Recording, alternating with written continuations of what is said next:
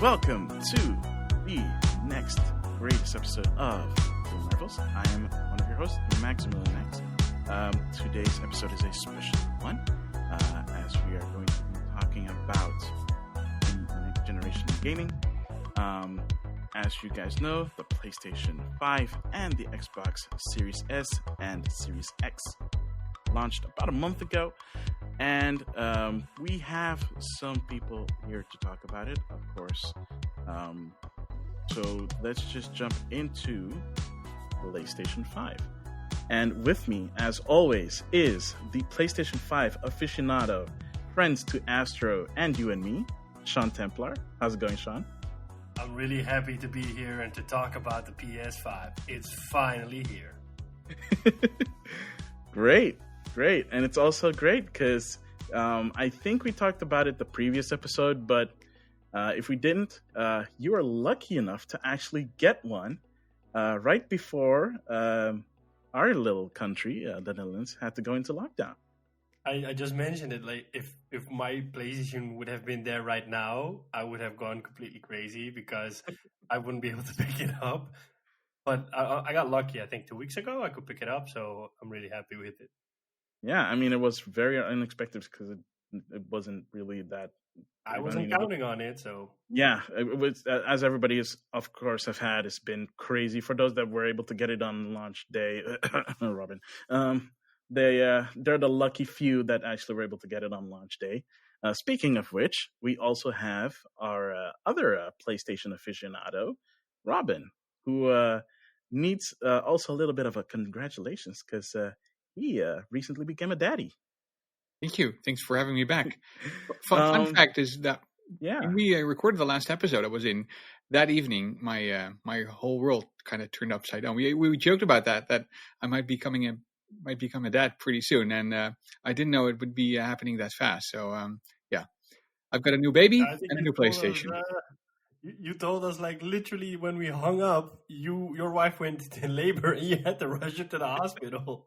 Yeah, so that's kind of what the evening looked like. I recorded the episode, we went to bed, and right about then she said, I think my water broke. And yeah, that's when the whole thing started. Yeah. So yeah, great. Congratulations. We have a PlayStation dad now among us.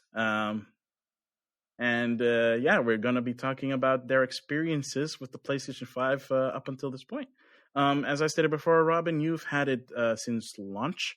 Sean Templar, you've had it for about almost 3 weeks now, depending on when you're listening to this. How's your experience been so far? You want to go first because you've had it longer? I will.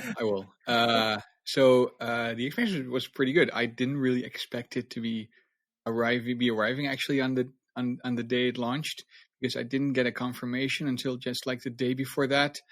But then it arrived, and I did see some unboxing videos, and it's not that special if you do an unboxing with the PlayStation 5, but I already knew this thing was going to be big, and everyone who told me said this thing is big, and still I didn't expect it to be that big. I did measure up my my TV cabinet, but in the end it still didn't fit in there. It's still standing on the TV cabinet instead of in there.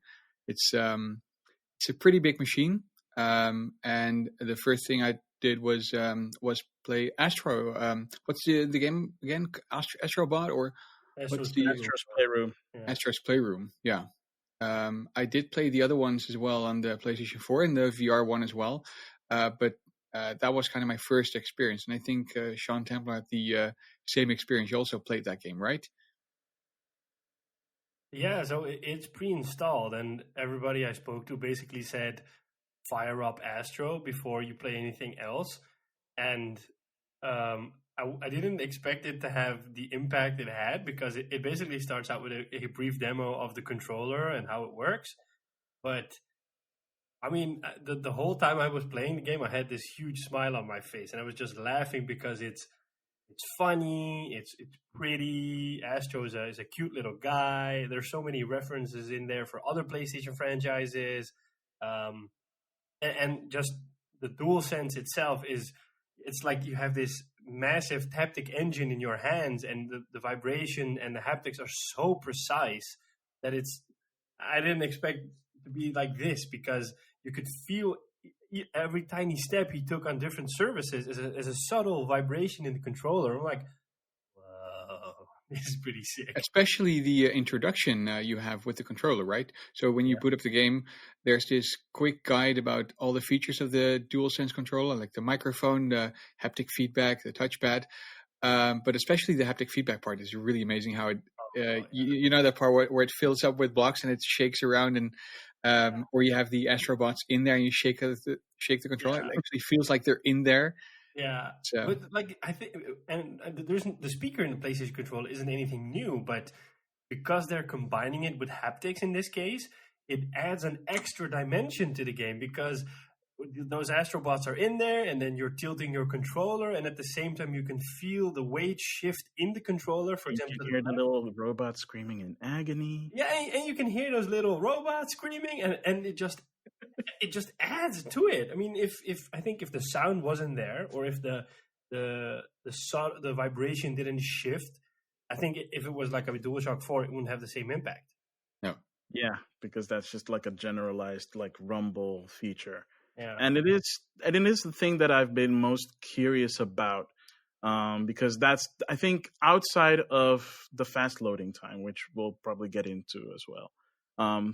The most that people are talking about is the DualSense controller, and I'm if I haven't made it clear enough on this podcast before, I'm just going to mention it again. I am a big fan of gameplay.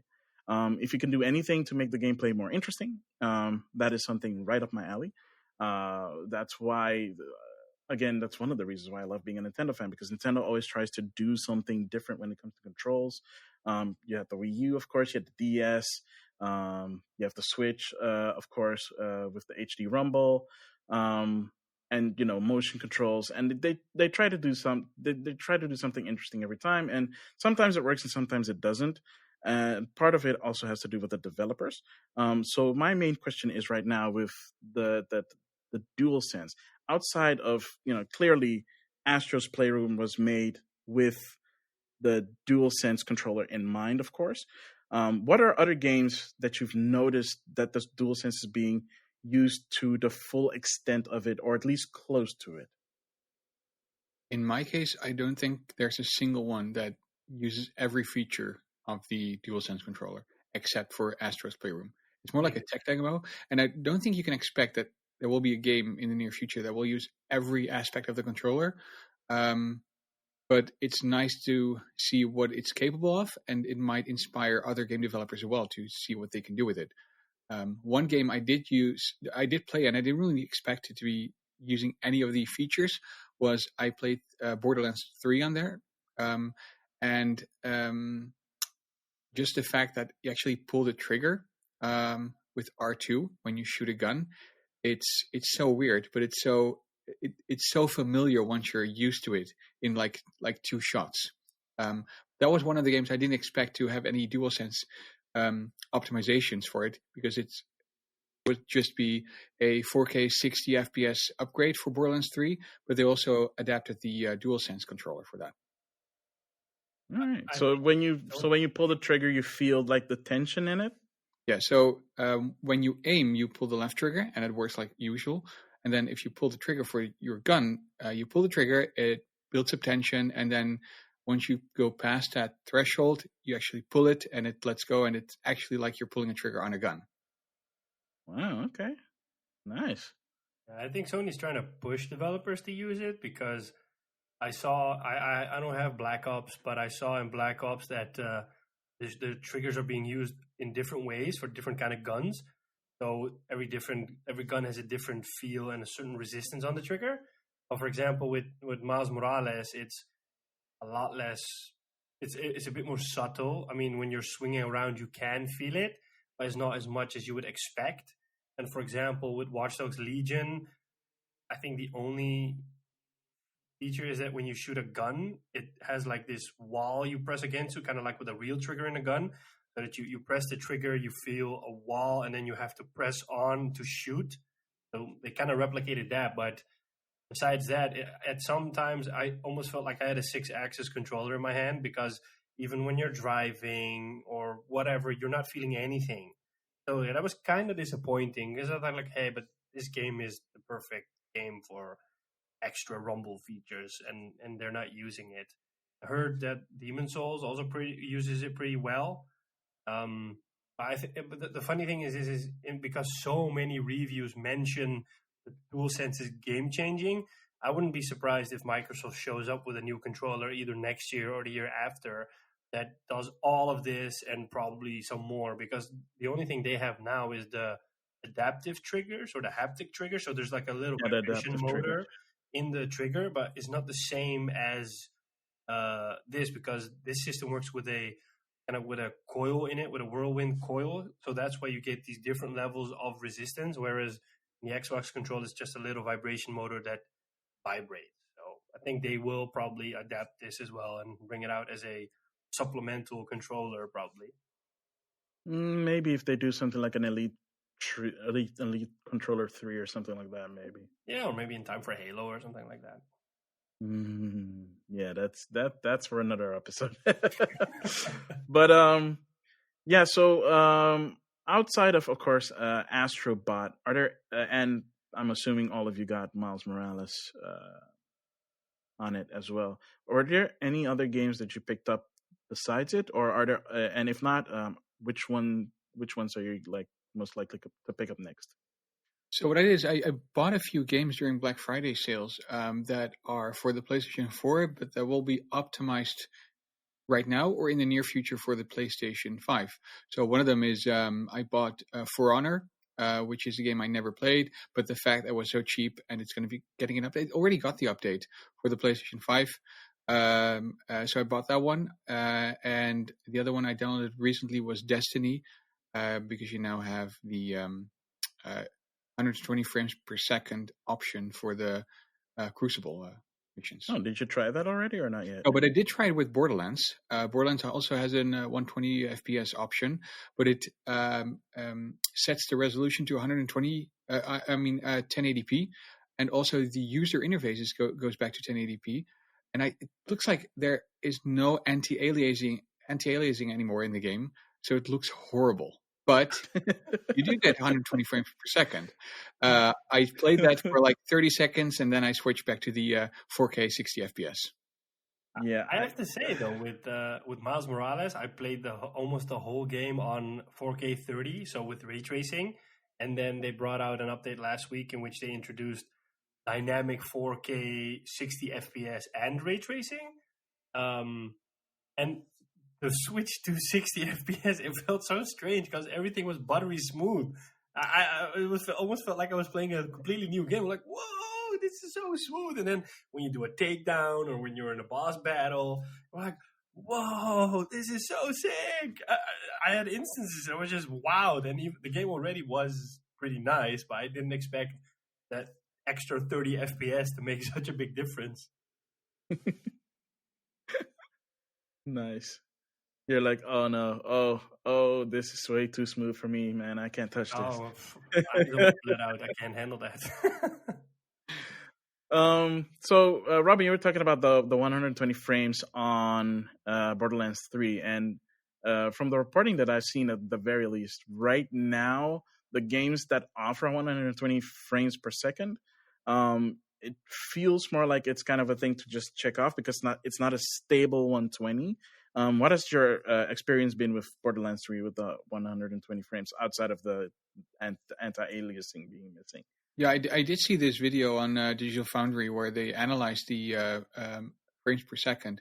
And if I remember correctly, it almost never actually achieves 120 frames per second. So in my case, I could barely see the difference between the 60 FPS and the so-called 120 FPS. I didn't. But your TV is capable of displaying it, right? Yes. Yeah. Just make sure. Yeah, so that's one thing. You make sure you get a monitor or a TV that supports that, because there are only a few of them that actually do that. But it's like one of those features, and I don't think that many people will actually be using it, and I don't expect many future games that will actually support it, because it's such a niche feature people are asking for. I think people are more interested in the resolution part than in the higher refresh rate part.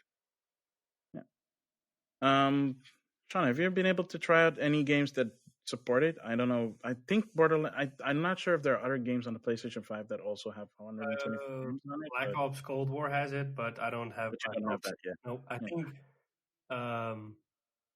No, I thought Warzone was going to get it, but it's only going to get it on Xbox Series X.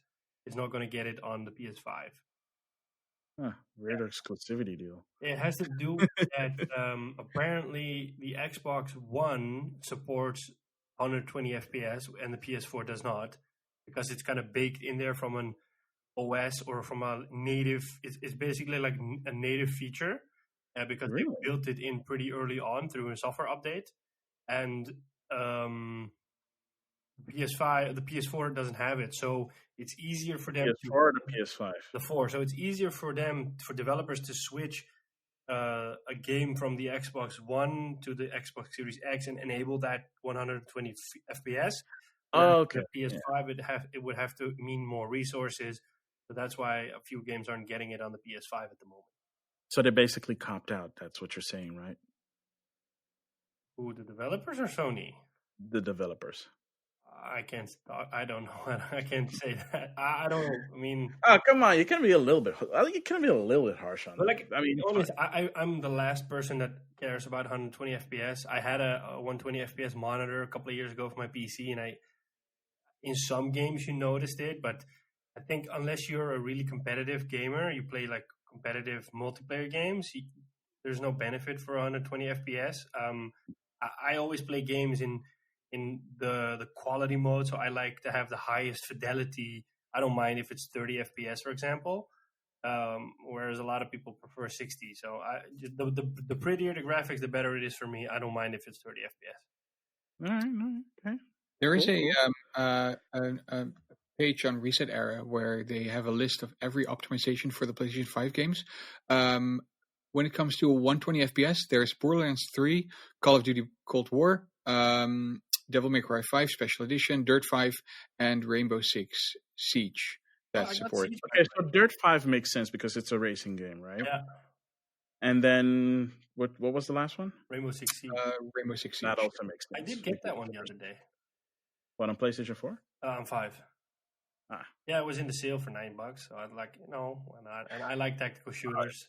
The game is like, 4 years old now? Yeah, but I have to say, it looks really nice on a PS5. I didn't expect it, because I played it. Probably did some optimizations over the years. Yeah, I played it on the PS4, and it was horrible, but it really looks nice on the PS5. Oh, man. Yeah. That's like that. Oh, yeah, that's that ex-girlfriend who's going there. Oh, wow, she actually looks pretty good right now. Okay. Any other games you guys picked up? I also picked up Doom Eternal, but I'm waiting for the PlayStation 5 update for that. There's no release window for that.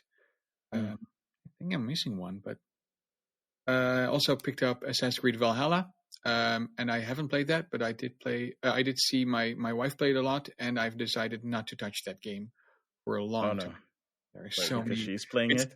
Yeah, no, but it's not Cyberpunk 2077 bad when it comes to glitches, but there are some major issues with that game when it comes to quests not being able to be finished because NPCs aren't responding, quest items not loading, doors not being unlocked when they should be unlocked, and then weird things like elements that aren't loaded properly, like seagulls that are flying on the ground. Dead bodies that are supposed to be floating on. Yeah. Then there are these dead bodies that they're supposed to float in the water, but they're actually standing up straight in a T-pose, like those unloaded character models. It's again. That is never not creepy, by the way. No. I would almost say that they're being crucified, but they're supposed to be dead people in the water. Yeah. Ugh. Yeah, it's the game looks amazing, especially the lighting part of that game. It's really impressive how well they've done the lighting part of that. It's a really pretty game to look at, but I wouldn't recommend playing it yet. I really want to buy it, but I'm holding off because of exactly this reason. So I hope they fix it soon, but I don't know when they brought out the last update because it almost felt like it's been a while since they've done one. I don't think there's going to be an update like anytime soon since the year is coming to an end. So, Imagine but a lot of people picking this game up for Christmas and oof. getting this experience. I mean, that would be pretty bad. Oh yeah, tell me about it. On the other hand, I would say like it's kind of crappy that they put the game out the way it is. But one, it's Ubisoft, and two, to be fair, they put out 2 other games in a span of a month. So I can kind of give them a leeway for that because that's insane. Yeah, they did 1 game a month in November. No, they did 2 games in November, 1 in December. So yeah, exactly. Yeah. Did any of you pick up Watch Dogs Legion? I bought it on the PS4 and I have the PS5 upgrade. So I was on a PS5. I think I don't know if it has ray tracing, but the other day I was playing it. It should. I know it has on the PC sure, and stuff like that. I don't know if the PS5 version has, but I was playing it and it was raining and the reflections on the ground were crazy. You were like, I literally stared at the reflections for like 3 minutes, like, whoa, reflection. Or was it like staring into your own soul?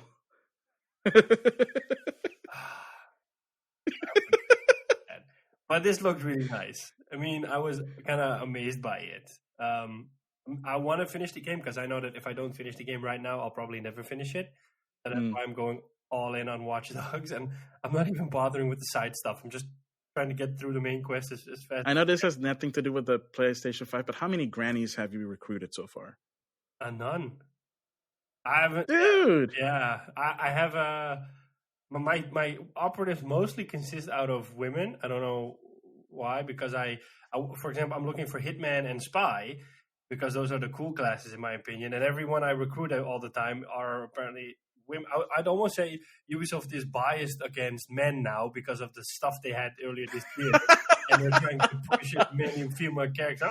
I'm okay with it. I was about to say, maybe you weren't looking hard enough, or maybe you were looking hard enough.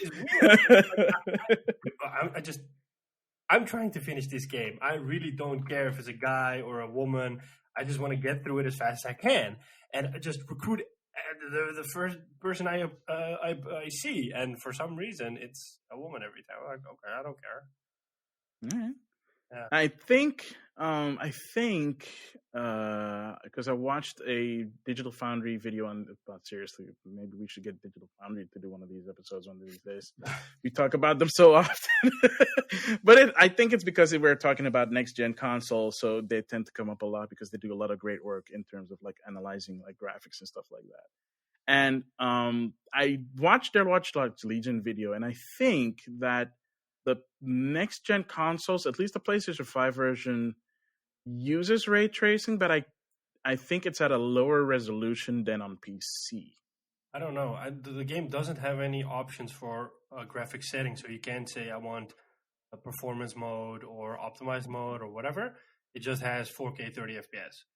I think that's supposed to be a future it might be a future update. I'm not 100% sure. They did postpone the multiplayer update because the multiplayer was supposed to happen in December, and they pushed it back to next year because they said we want to take the full time, blah blah blah, yada yada yada, great experience, blah blah blah blah. And I'm like, yeah, whatever.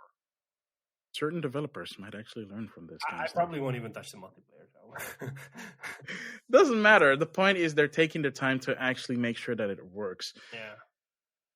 Kind of wish they did that for Valhalla, but sure. So if we're talking about ray tracing, Sean, what's your experience with the ray tracing part of Miles Morales? As far as I've been able to see, is only in reflections in like windows, and you run up windows, but it's not like I'm constantly staring into the window to see the reflection because I'm just zipping across town too fast to even notice. If I'm not mistaken, you also have the Pulse 3D headset, right? That is correct, yes. So have you played that with Miles Morales while using the Pulse 3D? Yeah, so there are apparently only 2 games at the moment that support 3D audio, which are Demon Souls and Miles Morales. I don't know if you can set up a profile in the settings for the 3D audio. You can choose between 5, and you need to choose the profile that conveys the sound the closest to you. I think my ears are messed up because I can't hear the difference. And I haven't been able to, like, I was expecting something, and when I put it on, I'm like, oh, what am I supposed to hear? I don't know what I'm supposed to look out for. So I don't know if I'm not doing it right or the game doesn't do it well enough. But because here's the thing, right? We talked about this earlier in the year when Mark Cerny did the whole breakdown thing, right, on the GDC talk thing that he had, and outside of the curiosity about the DualSense controller, that was the other thing that really got me excited, because the way that they were explaining how the 3D sound was supposed to work is that it is all encompassing, and they take the profile thing so that it is accustomed to your ears, because everybody's ears are different. That means you're experiencing sound slightly different than other people. That's why they did the profile of like a whole bunch of people, and they whittled it down to these 5 profiles. I hope more games use this so that we can actually get a better experience for it. I also kind of hope that you don't necessarily require the Pulse 3D headset, because, for example, the headset that I'm using right now is a 7.1 surround headset, which works perfectly fine. PC games that support surround sound, the sound comes in excellent. And I can hear something like coming from behind me or from the side or from really far or from really close. So I was wondering if that experience was the same on the Pulse 3D, or if you really could hear like individual screams coming from, left, right, forward and backwards from you, or if you hear people walking down the street while you're, zipping past them and stuff like that. But I guess Sony has confirmed that you don't have to have the Pulse 3D headset for 3D audio. It will basically work with any headset.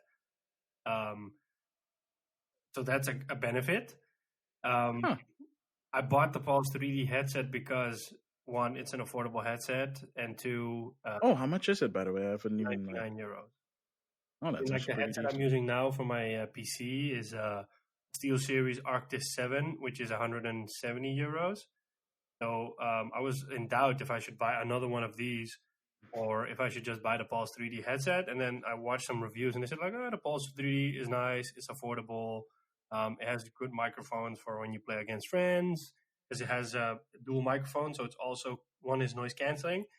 The funny thing is we play a lot of Warzone and Call of Duty with a couple of friends, and one of them, his girlfriend's always talking in the background, and now she's basically non-existent for us. We don't hear her anymore because she gets noise canceled out. And the thing is the controller also has a microphone built in. But that's just, I wouldn't recommend using that, because it's okay, but another friend of ours has got a PS5 and he was using it while playing Call of Duty, and the whole game I was like, you sound so strange. I don't know why. Your voice is weird. You sound extra loud. Your audio is clipping. And then eventually it occurred to me that he's just using the microphone in his controller. I said, are you using the microphone in your controller? And I'm like, yeah, I am. And I'm like, whoa, that's a world of difference. It's okay, but I wouldn't rely too much on it. I'm assuming it's okay if you're in a pinch and you don't want to look for your headset, or your headset is like charging or whatever. Yeah. But yeah, I think my ears aren't. I either didn't pay enough attention to the 3D audio, or I might not have set it up properly. I am hoping that if I get Demon Souls, because I think Demon Souls has a better implementation, because there aren't a lot of. It has to, because you have to like rely on your surrounding. Yeah, so I think Demon Souls is a game that really will shine in it. But obviously, besides the other games that are coming out like Horizon and God of War. But I'm not sure if it's just limited to those 2 games, because I believe that Assassin's Creed Valhalla also implements the 3D audio option. One benefit of the PlayStation 5 is there are certain settings that you normally would adjust in games that are now on system level changed in the system settings of the game. of the PlayStation. So, for example, if you want to turn on HDR, it's now set up in the settings of the PlayStation instead of in the game. Also, if you adjust your HDR settings, it's also adjusted in the settings of the PlayStation. And same goes for audio. And what you can do now as well is that's what I've noticed, is that you can actually change in the settings where you've positioned your speakers, especially your rear speakers. And in my case, I have a soundbar and I also have 2 wireless rear speakers that are compatible with that. And I have those placed in the back of the room, where there are, according to the Dolby settings, they're supposed to be right about head level, slightly to the back, but not as far as I've placed them in the room. What I did is I adjusted their position, and there's a really big difference in how well I can actually hear objects in the back now. Wow. And I've noticed that with Assassin's Creed Valhalla, but I've noticed it with Spider-Man as well. I can really precisely pinpoint where something's coming from just by changing that setting. I'm using the same speakers as I did with my PlayStation 4, but simply by changing something like that is a really big difference. Oh man, that's cool. Yeah, I'm really curious to see what other games are gonna use it. I just pulled up really quickly like a list of games that support the 3D audio. So we talked about Miles Morales. Spider-Man Remastered supports it. Astro's Playroom supports it, apparently. Gran Turismo 7 is going to support it. Makes sense. Returnal, Destruction All-Stars, Demon Souls, of course. Ratchet & Clank is going to support it. And Sackboy: A Big Adventure also supports it. I hear Sackboy is really nice. I'm maybe thinking about getting that one as well.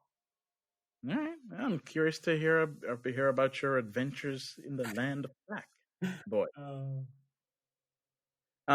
So let's wrap things up. Are there any other things that you guys want to let the listeners know that really caught your attention, or that people should pay attention to with their PlayStation 5, if they already have it, or if they don't, if they're thinking about getting it in the future? You can charge your controller via USB-C, and it's like I'm finally living in the future. I can charge everything with USB-C now. Honestly, I kind of wish that they would just bring an updated version of the PlayStation 4 controller that has USB-C, because I am so sick and tired of the micro USB cable. Ugh. I'm happy that they chose USB-C. My headset has it as well. My Switch Pro controller uses USB-C, and I was so happy that they did that. So it's great to see that more and more technology is using USB-C, and great that Sony's also finally implementing it. Yeah. The weird thing is I tried to charge it. You can charge it in your PlayStation 4, and if you put it into sleep mode, it also charges your controller. But you can also use a USB charger for that. But apparently, if I use a more powerful charger than 18 watts, it doesn't charge. Really weird. Yeah, I thought USB-C would only take the power it could maximally use, but you can't use a charger above 18 watts. Maybe the controller itself has a limiter on it. Yeah, but you think that the way USB is designed, it would only 100 watts of power. Yeah. I don't know. The manufacturers do weird stuff with their tech sometimes. I have to say that the controller lasts a lot longer than the DualShock, because the DualShock has a really short battery life, and this one is, basically charge it every. So far I've only charged it like 3 times or something. Mm-hmm. Yeah, I love it. Did you also have really long playing sessions? Yeah, I mean, the other week I played Miles Morales for a couple of hours, and I played Watch Dogs Legion a couple of hours. I played a lot of today, and I mean, the battery life's pretty good so far. Yeah, I mean, even if that was not the case, the USB-C allows for fast charging, so I'm assuming that even the charge is really quick. I always charge my controller when evening when I go to bed. I just plug it in. Yeah, that way.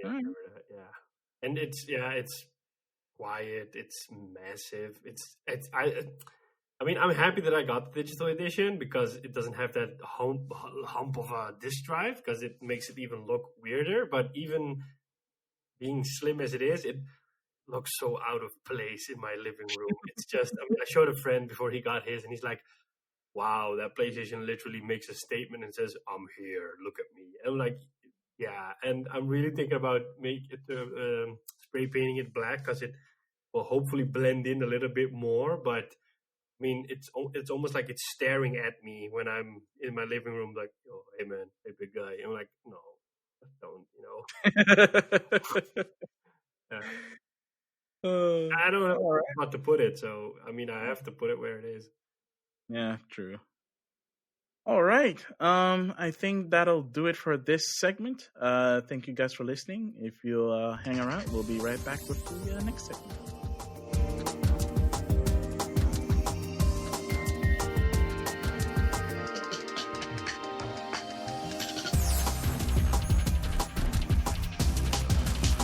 And we're back with the second segment, where we're going to be talking about the Xbox Series X in this case. As always, I am joined by my co-host, the PlayStation aficionado himself, friend to you and me, Sean Templar. How's it going, Sean? It's going good.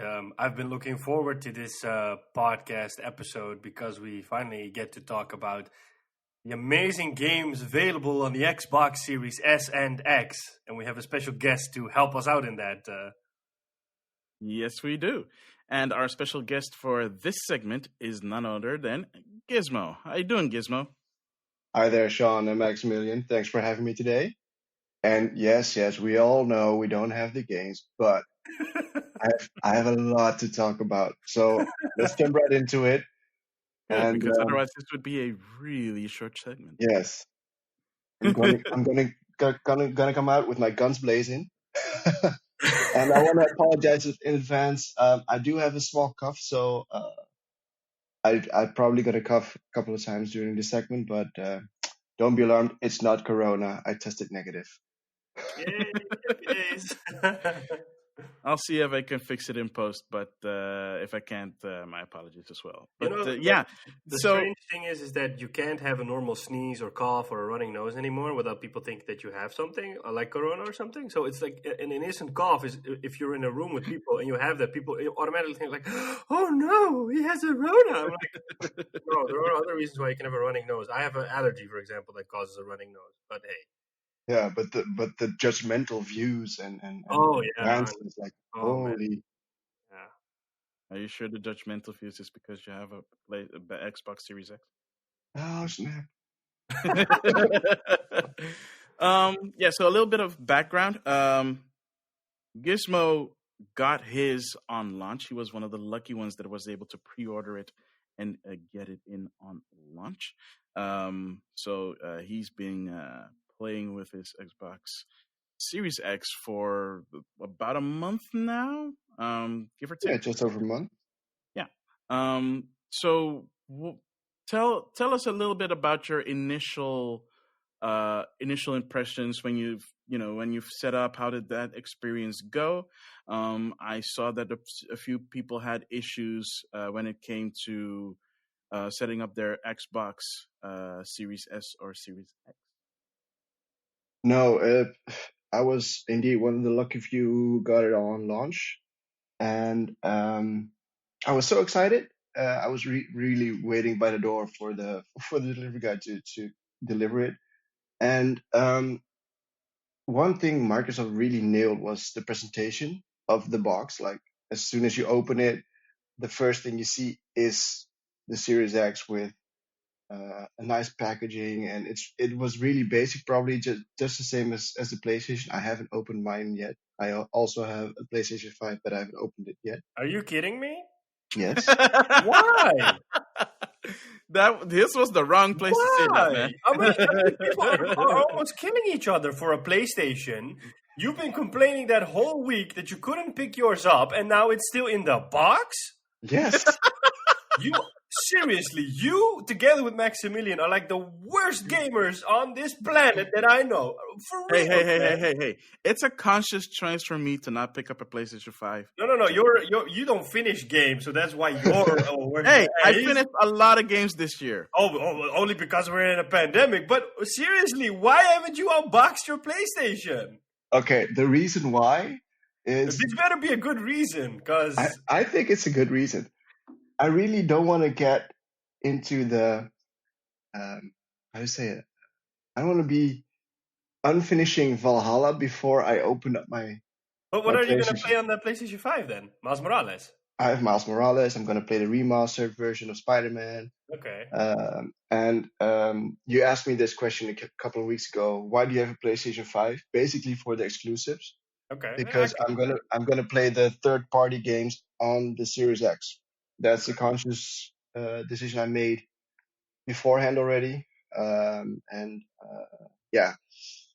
So that's why my PlayStation 5 is still But in can the I box. ask why you... So why would you... just because I want to understand. Why do you have two consoles if you can play the third-party games on the PS5 as well? Is it that the Series X is more powerful? Or is it... What is it? Because on paper, the Series X is more powerful, yes. And I'm going to come back to that later because the first question was, how was the first initial experience? Yeah, again, it was really smooth. You connected it with the HDMI 2.1 cable that was delivered with it. And yeah, you just log in with your Xbox Microsoft account. And from there on, it just syncs the data from your One or One X, and just downloads the latest updates to the console and downloads the games that were on your previous console as well. Or not really, but you can choose right away. Okay, these were on your console. Do you want to have them back or not? And then you can filter it out. And what was also quite smooth was that the controller needed an update as well, and that went over the air. So you did not need to connect it to the console or anything. It was just OTA, and yeah, really smooth. And from that moment on, it was like you didn't have to learn new interfaces or anything. It was really like the One and the One X, and you just jump into the games that you wanted to play, and that was the first thing that really blew me away. Was like the speed of how quickly you could jump from cold state into a game like Valhalla. All right. And everything has been going smoothly since. Because the reason why I brought this up is because early on you saw a lot of people online. Well, not a lot of people. There were some people that were like, "Oh, I can't set up my Xbox," and then they found out that that the Xbox Series requires an online connection to set up. Which What? I kind of get, but also I'm like, why does a console require an online connection to set up? Because if you didn't have an online connection, it just kind of looped. But you just have to have an online connection to set it up. I didn't know that. Yeah. Is it like verifying something or like registering the Xbox? I think it's because you can use the app to set up the device. Yeah. So it needs an online connection to verify your account online. Okay. So you can't set it. So at least from what I can tell, you can't really set it up without an internet connection because you need to log into your account. Okay, that's interesting. Yeah, I did not set it up with my Xbox app on the phone. I just did it on the console itself. And in the Netherlands, we are very lucky with a very stable internet connection and a high down and upload speed. So I think that was maybe the case in countries that did not have a internet connection as well as ours. But I did not run into game breaking or console breaking issues while setting it up. Cool. Do you notice any difference in the download speed on the Series X compared to the One of games, for example? I haven't been paying attention to that, to be honest. Okay.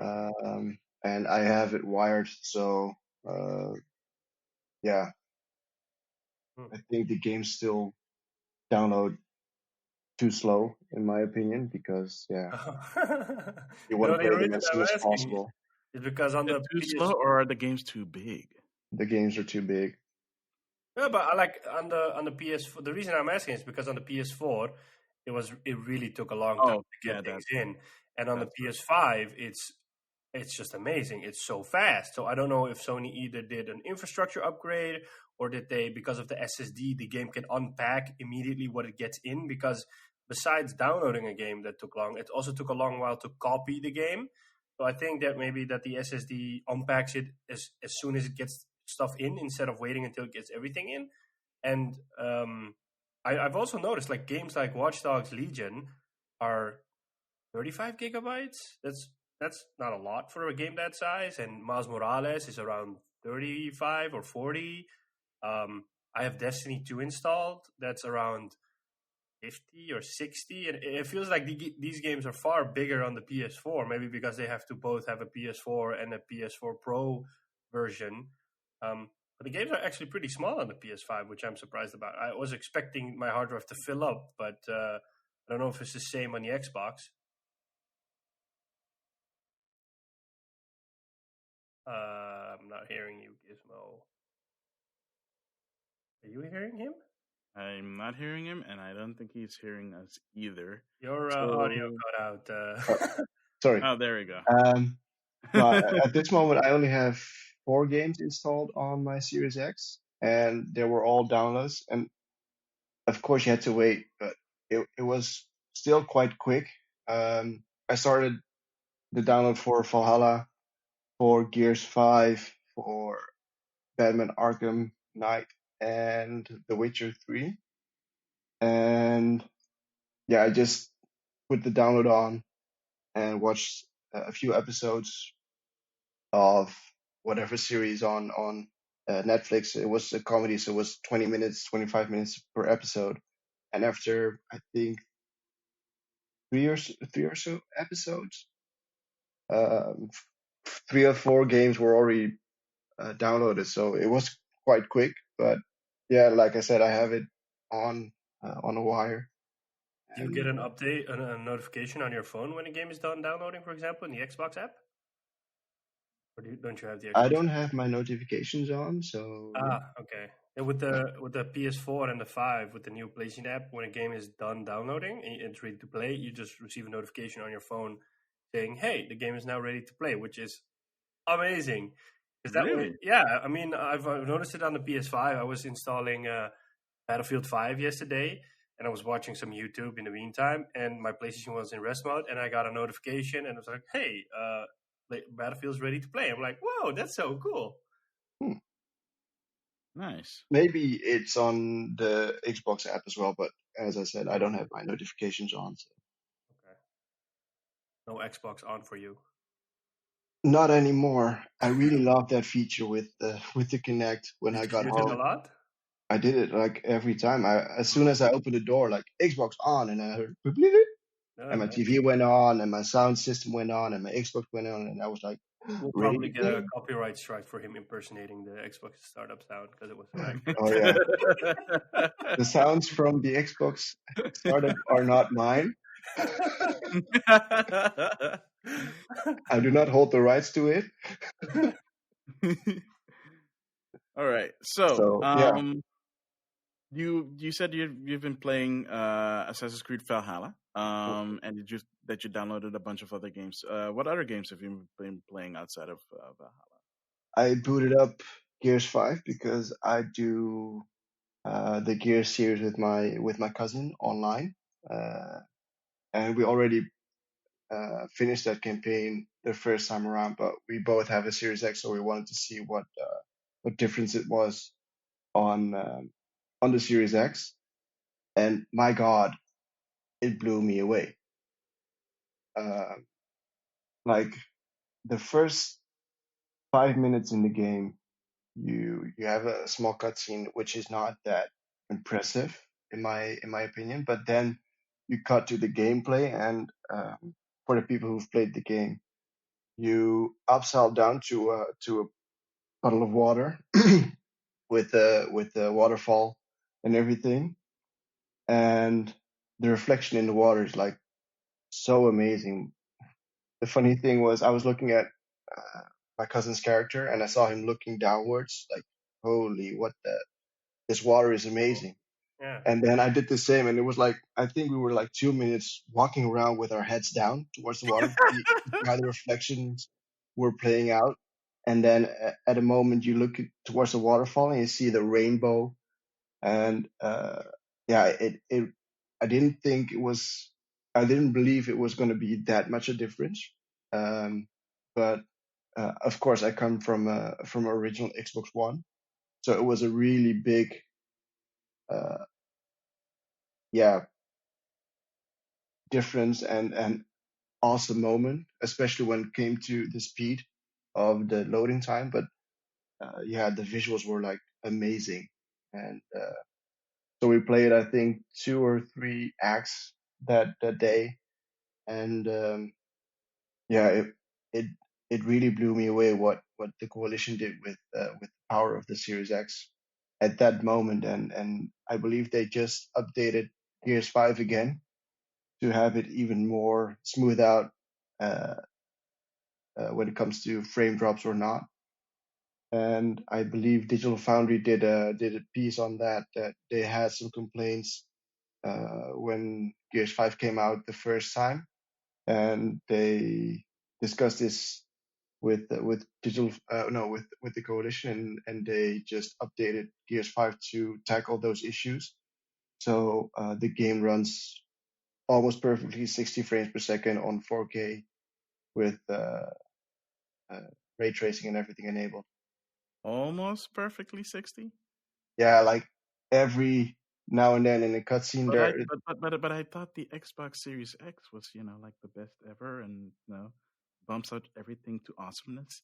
It is, but it had some like 1 or 2 missing frames in a cutscene.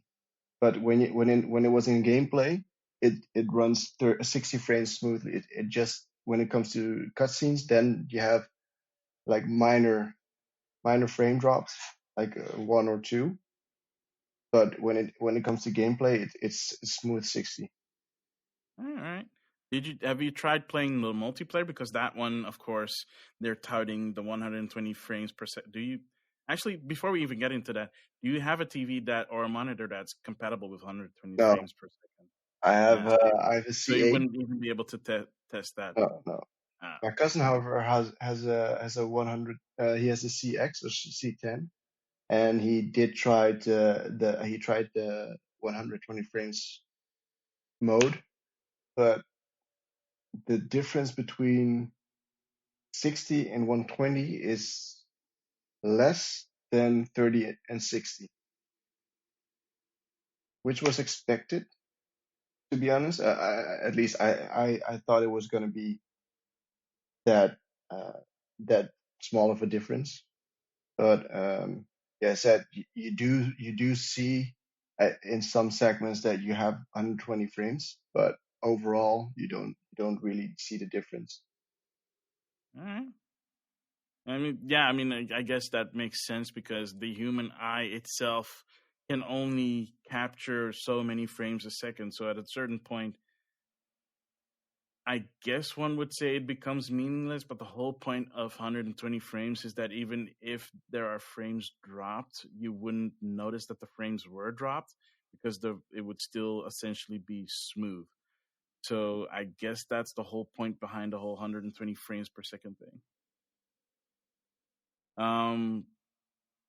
So outside of Gears 5, any other games that you've tackled? Have you tried the backwards compatibility with like Xbox 360 games or original Xbox games through like Game Pass or whatever? No, not yet, because I'm really focusing on finishing Valhalla at the moment. But one of the games I downloaded is The Witcher 3, which is a back compatible game. So as soon as I finish Valhalla, I'm gonna dip my toe into The Witcher 3 just to see how that runs on the Series X. But after Valhalla, it's gonna be unboxing my PlayStation 5 and playing Spider-Man and Miles Morales. So are you anywhere close to conquering England then? Not really. Oh, no. One on the Wait, Xbox. wait. So if that's not the case, then how far are you into the game? Let me check for you. You know Oh, how gosh. he is. You know he's a completionist, so he's probably pages for him to complete the game. That's Oh, why I know he's why? not gonna touch that PS5. ACs are terrible games to complete because it takes so long. If you're a completionist, then you will like squeeze every penny out of that game. Yeah, sure. If it's like your True. only purchase for the year. Well, okay. I guess for some people it is, and I guess it's better than saying FIFA is your one purchase of the year. I don't know. So I am 50 hours in, and Okay. I am 37.49% of total progress. Okay, so that PlayStation 5 is not coming out of the box until somewhere next year. Well, that's the total progress, not like main story. So So the main story is like more or less? less. It's less. It's less. Oh my because goodness, with Odyssey, you could also finish it without. I finished Odyssey without seeing the whole map. There were still parts that had like were undiscovered. Really? Yeah. Huh. Yeah, so that's not gonna happen with me.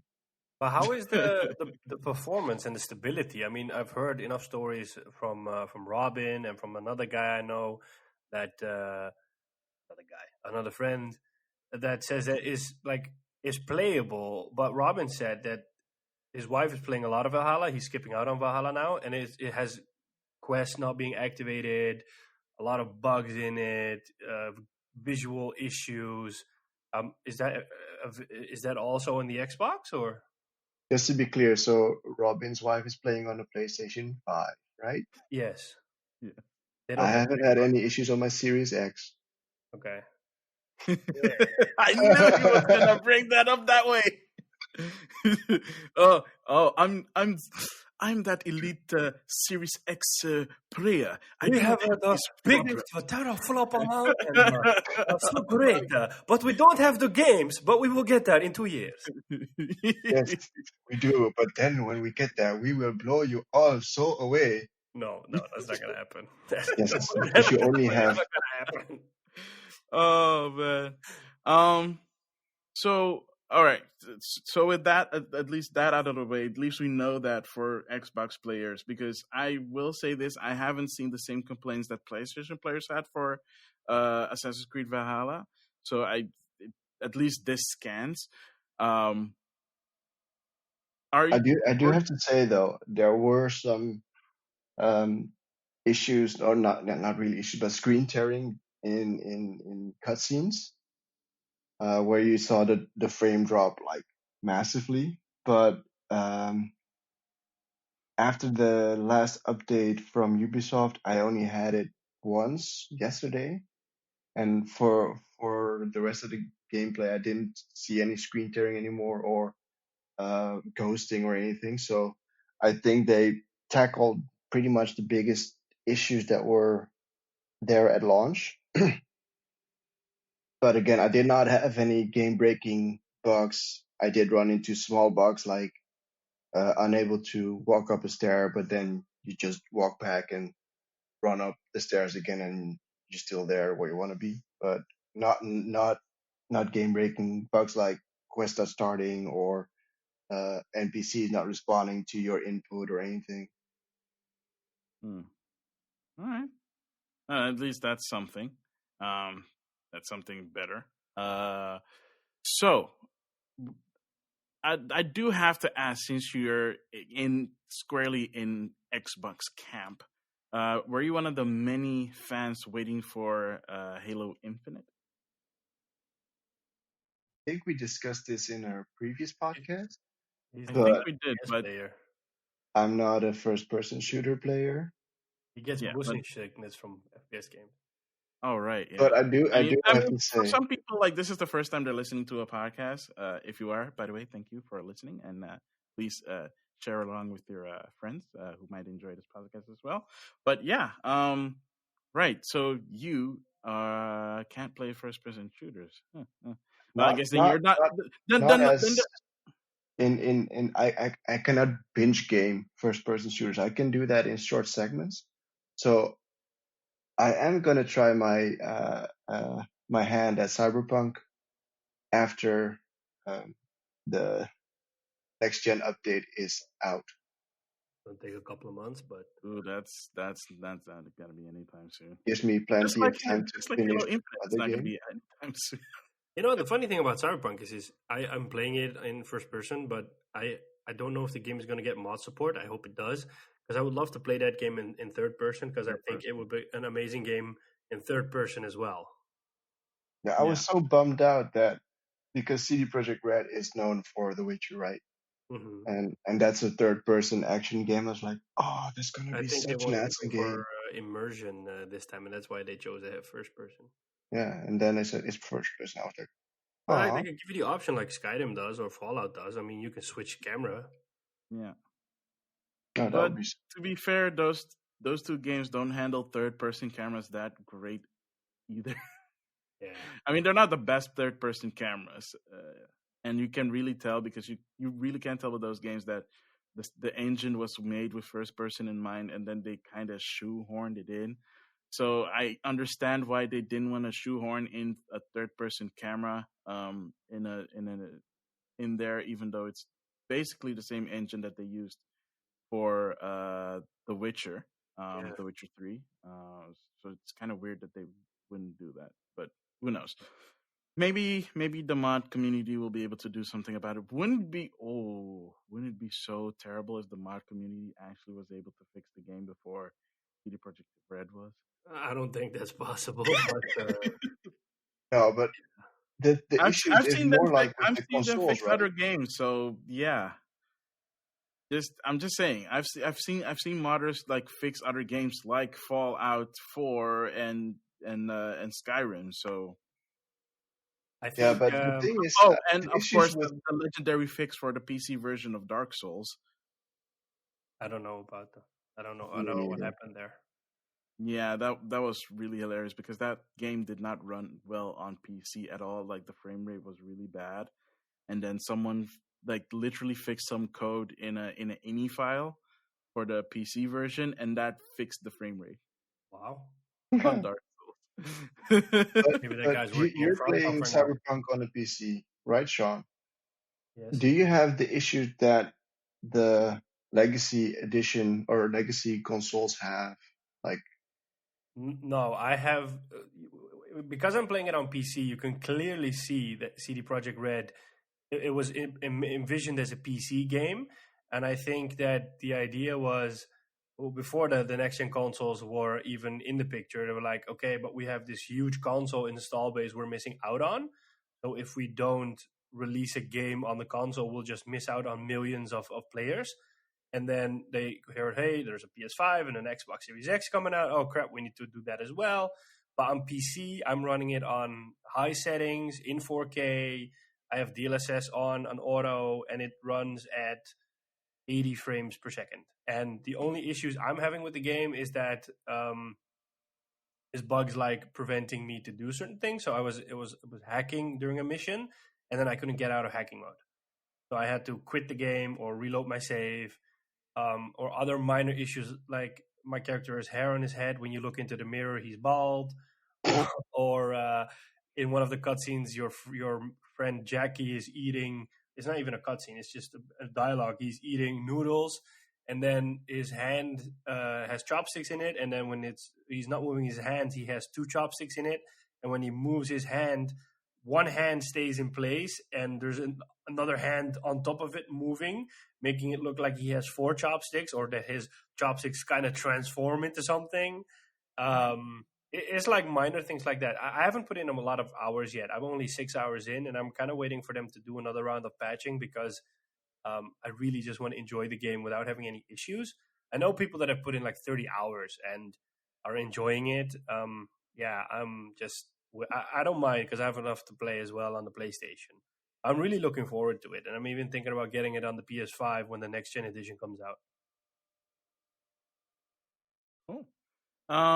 There is one more thing I want to ask, and that is, we talked about backwards compatibility, but there's also another feature that they touted, and that is, of course, quick resume.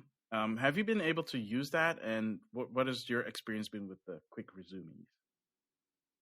It's quick. Wow. Gee, mind elaborating? No, it is really quick. Like, I only use it between Valhalla and Gears 5. And I did not put a timer on it, but for me, it felt like blink twice and you're there. Um, so that really, uh, that really helps gameplay in such a way that if my cousin asks me, "Hey, do you want to play a session of Gears 5 while I'm in Valhalla?" I know that he'll be booted up in 10 seconds from cold boot, and I'll be there in the same time from Valhalla to Gears 5. So yeah, that's something that really works well for what I have done for so far. I did not try to max it out as other players have. Like, let's see how many games I can quick resume, because yeah, I don't see the advantage in that, because why would you want to play 7 games at the same time? But I don't know, different versions of Farming Simulator. It's funny. Even I then, always I laugh about those games, but those games are actually pretty popular. Oh, I mean, yeah. they bring Oh, out yeah. a new game every year. I mean, you wouldn't be able to do that if the game wasn't popular. Apparently, it's really popular in Germany. Oh, yeah, yeah, like you wouldn't ridiculous. believe, because I've But worked for the Mediamarkt in Groningen, which is, according to Dutch people, really close to the German border, which is not. No, But no. not even a little. no. But there we had a big section for just the simulator games, and you could not. There was a game that you would not think of normally, but it was there. Like, yeah, of course you have the train simulator, you have this farming simulator, but you also had like the garbage truck simulator. I'm like, What? but Oh, I why? haven't heard of that one before. Yeah, and Maybe we should like, change this uh, podcast into just focusing on that stuff. I found a niche. yes, The but Simulator and podcast. they were not selling slow. It's like the day Farming Simulator 2000 whatever came out, it was really stereotypical. We had maybe 20 or 30 games on shelf, and of those 30 games were picked up by 20 farmers. But I don't. I mean, I respect all kinds of professions. The only thing I wonder is why would you want to simulate your own profession? Because you can literally do it, and you don't have to simulate it. So why would you want to do that? Or is it like With the exception of pilots, I get why pilots might want to pick up, flight simulator, because an actual simulator is ridiculously expensive, by booking and whatever. But why farming? Is it like my tractor's super old, but in this game I can drive a newer tractor or something like that? That's part of the charm, but also like, yeah, when you're a farmer in the Netherlands, you're, I think, quite limited, because this is your farm, and you're not able to expand it because next to you there's another farm, and behind you is another farm. I think it's also because they get to use farm equipment that they might be interested in and see how it works. Yeah, I mean that's yeah. So that makes me wonder how well simulated these machinery are. Like, are they 100% or close to 100% representative of what they are in real life? I have so many questions now about that. I think I'm actually gonna try to look it up on YouTube in a couple of days. Why not ask around and see if you have somebody in your vicinity that has farming simulator or something. That's a good one. I do not know any farmers, but wow, that is an interesting thing to look You have into. a lot of followers now, so you can drop the question. Maybe we can ask it on Instagram. I don't know. Yeah, like, do you know anybody who is playing farming simulator and can tell us more about it in an episode? Yeah. Yeah.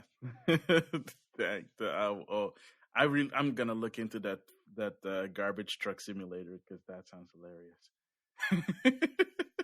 yeah, it was like if you ever been to the Media Markt, you have like uh, shelves of a meter wide and sometimes maybe a meter high or 1.5 meter high.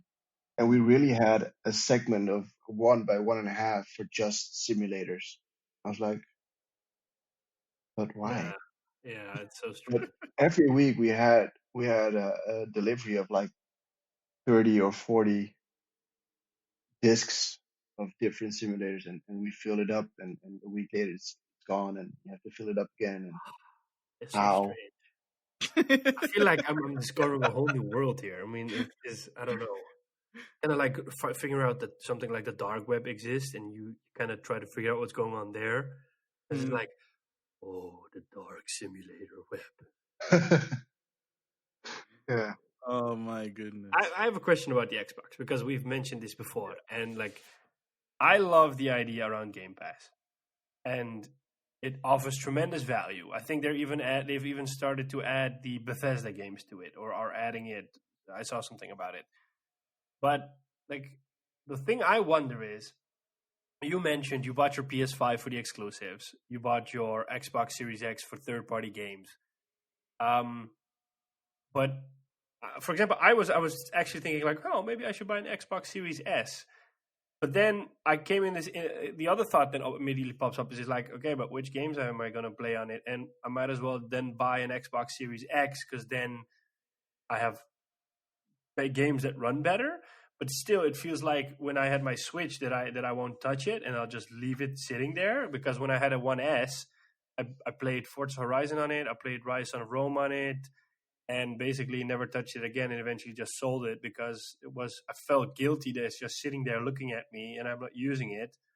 So I'm kind of like, we've seen what Xbox is going to do next year. Besides Halo Infinite, which is coming out in the fall, they have one other big title, and besides that, they haven't announced anything yet. But based on what we're seeing, it's going to be a lot of either smaller titles or indie titles or a lot of third party titles. And then I'm like, okay, is the Xbox come out at the right moment, or how will you kind of justify for yourself having spent $500 on euros on a console, saying like, hey, okay, but if I don't use it that often, or if I play third party games on it, which you can also do on your PS5. And what we're seeing now is that all those games are running better on the PS5 than on the Series X because developers are not taking the time to optimize it for the Series X. Well, thank you for that question.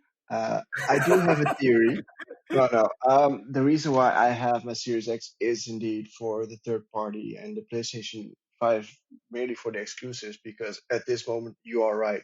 PlayStation has the advantage when it comes to the exclusives with Horizon, Forbidden West, God of War, Spider-Man, of course, and we all know Spider-Man 2 is going to be announced anytime soon.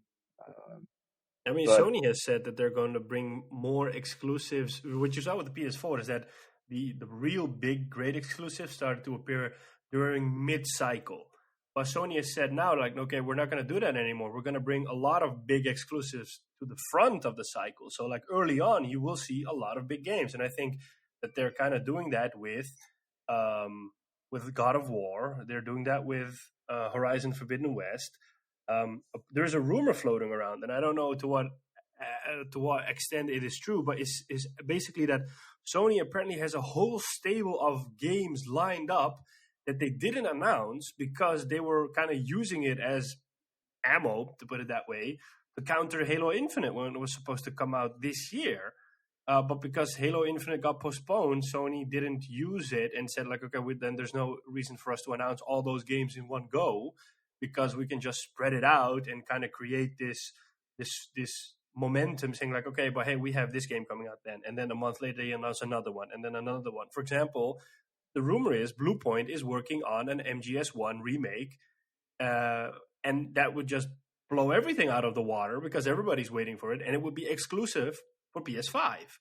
And I'm like, I know Microsoft has a master plan, and in the end, I think they'll be able to be the most profitable because they have Game Pass. But I wonder if people are not going to just switch off their Game Pass because there's basically nothing interesting coming to it because eventually they've just played the most interesting content on it. To be honest, I don't have a clear answer to that, but Okay, I do that's believe okay. that. Huh? That's okay. That's why we're having this discussion because Yeah. I genuinely want to kind of get more insight into it because I look everything from a Sony point of view. I do believe that Microsoft does have what you said, a master plan, and at this moment, I think they're both kind of playing chicken in a sense. Like,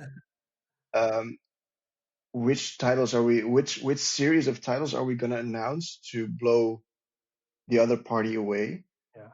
But also the thing is that Phil Knight, no, Phil Schiller, Phil Spencer. Holy shit! Phil Schiller. Those are two completely different people.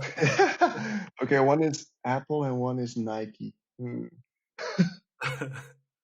But Phil Spencer, yeah, he already said like it really doesn't matter in a sense to which games you play where, as long as you enjoy it. Mm-hmm. But I think that Halo Infinite is just the tip of the iceberg. They already announced Fable and they announced Perfect Dark There's a remake. new Forza coming. There's a new Forza coming. And indeed a new Forza and the sequel to Hellblade or Senua's Revenge. Something was also is also exclusive to Microsoft, which was a really underappreciated game in the beginning, but later on it caught on and got the attention it deserved. But I do believe that indeed in 2-3 years times the level of exclusives will be the same on Will both it be too consoles. late by then because the install base of the PlayStation will have been so big because of all the games out there already that they'll end up in the same situation with the Just previous generation? if you're really honest, which exclusives are there for now? You have God of War, you have Forbidden Horizon, Horizon Forbidden West, Mm-hmm. you have Ratchet and Clank, Yes. and Gran Turismo 4. We have Kenna, Bridges of Souls. That's a timed exclusive. Yeah, but it's still an exclusive. I mean, and it's also coming to PC, but still. And then we have Returnal, which kind of looks like a Mass Effect meets Alien. We have that game. Well, we'll probably get Spider-Man 2 further down the That's not announced yet, so... Yeah, if you're only talking about announced games, I think we have like 5 or 6, which we are getting next year, which is still more like 4 or 5 more than. But like the way you're describing it, it almost sounds like I would question if Microsoft makes a new console after this generation, and if they don't just transition into a model where they're basically a publisher and which they have kind of a service in the way of Stadia, but better. Because it really looks like that with the whole vision and the whole message they're communicating. I wonder if it's, one, useful for them to be a console manufacturer, and two, if it's a business they should stay in. Because, I mean, I love the vision. I love the idea around, hey, you can play whatever you want to play. We want to encourage that. I mean, there are rumors floating around that they're going to introduce an Xbox app on smart TVs so that people can just play through xCloud, which is, again, I applaud all these efforts. I just wonder if they can still keep justifying people to spend 500 euros on a console if you can get into all these games for far less with less expensive hardware. Yeah, really. It's okay if you don't have the answer. It's just my thoughts. Yeah, it's a good thought process, and yeah, of course, I hope that they will announce more games that are really gonna blow the whole community away. But at this moment, yeah, I haven't heard any rumors besides like that that they are busy with the projects, and of course the purchase of Bethesda has done a lot of They can always turn out a new Skyrim remaster with 8K graphics on a Xbox Series X. Yeah, just like Take-Two did with GTA 5. Yeah, with GTA. Yeah, I mean, Yeah. yeah.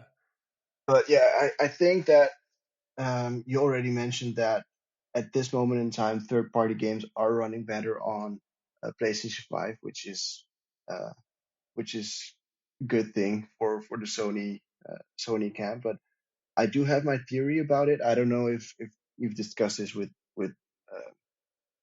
each other already, but there were signs and messages on the internet that there was not a big difference in between developing for the PlayStation 5 in comparison to the PlayStation 4. But they did have some learning curve when it came to developing for the Series X and the One X, so to say.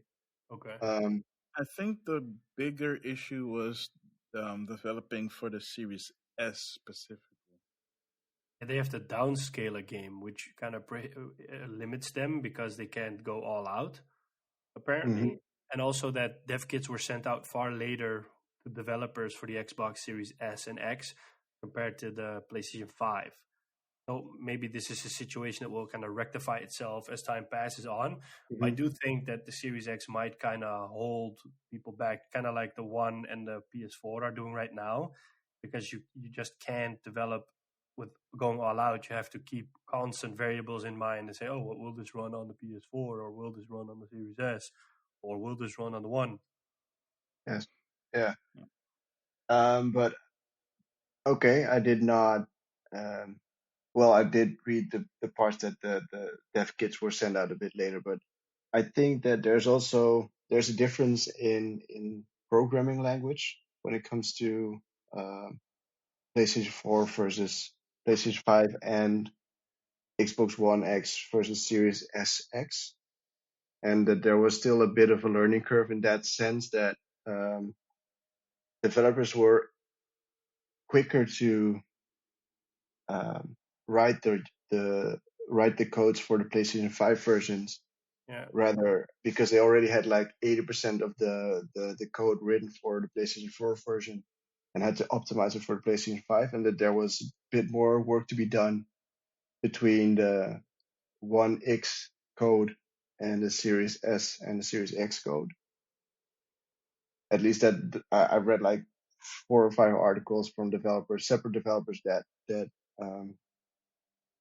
had this idea, and I believe that as soon as that learning curve has been flattened out on both sides, that third party games will look better and run smoother on the Series X because of the raw power that's on paper already there but not utilized optimal at the moment by the third party developers.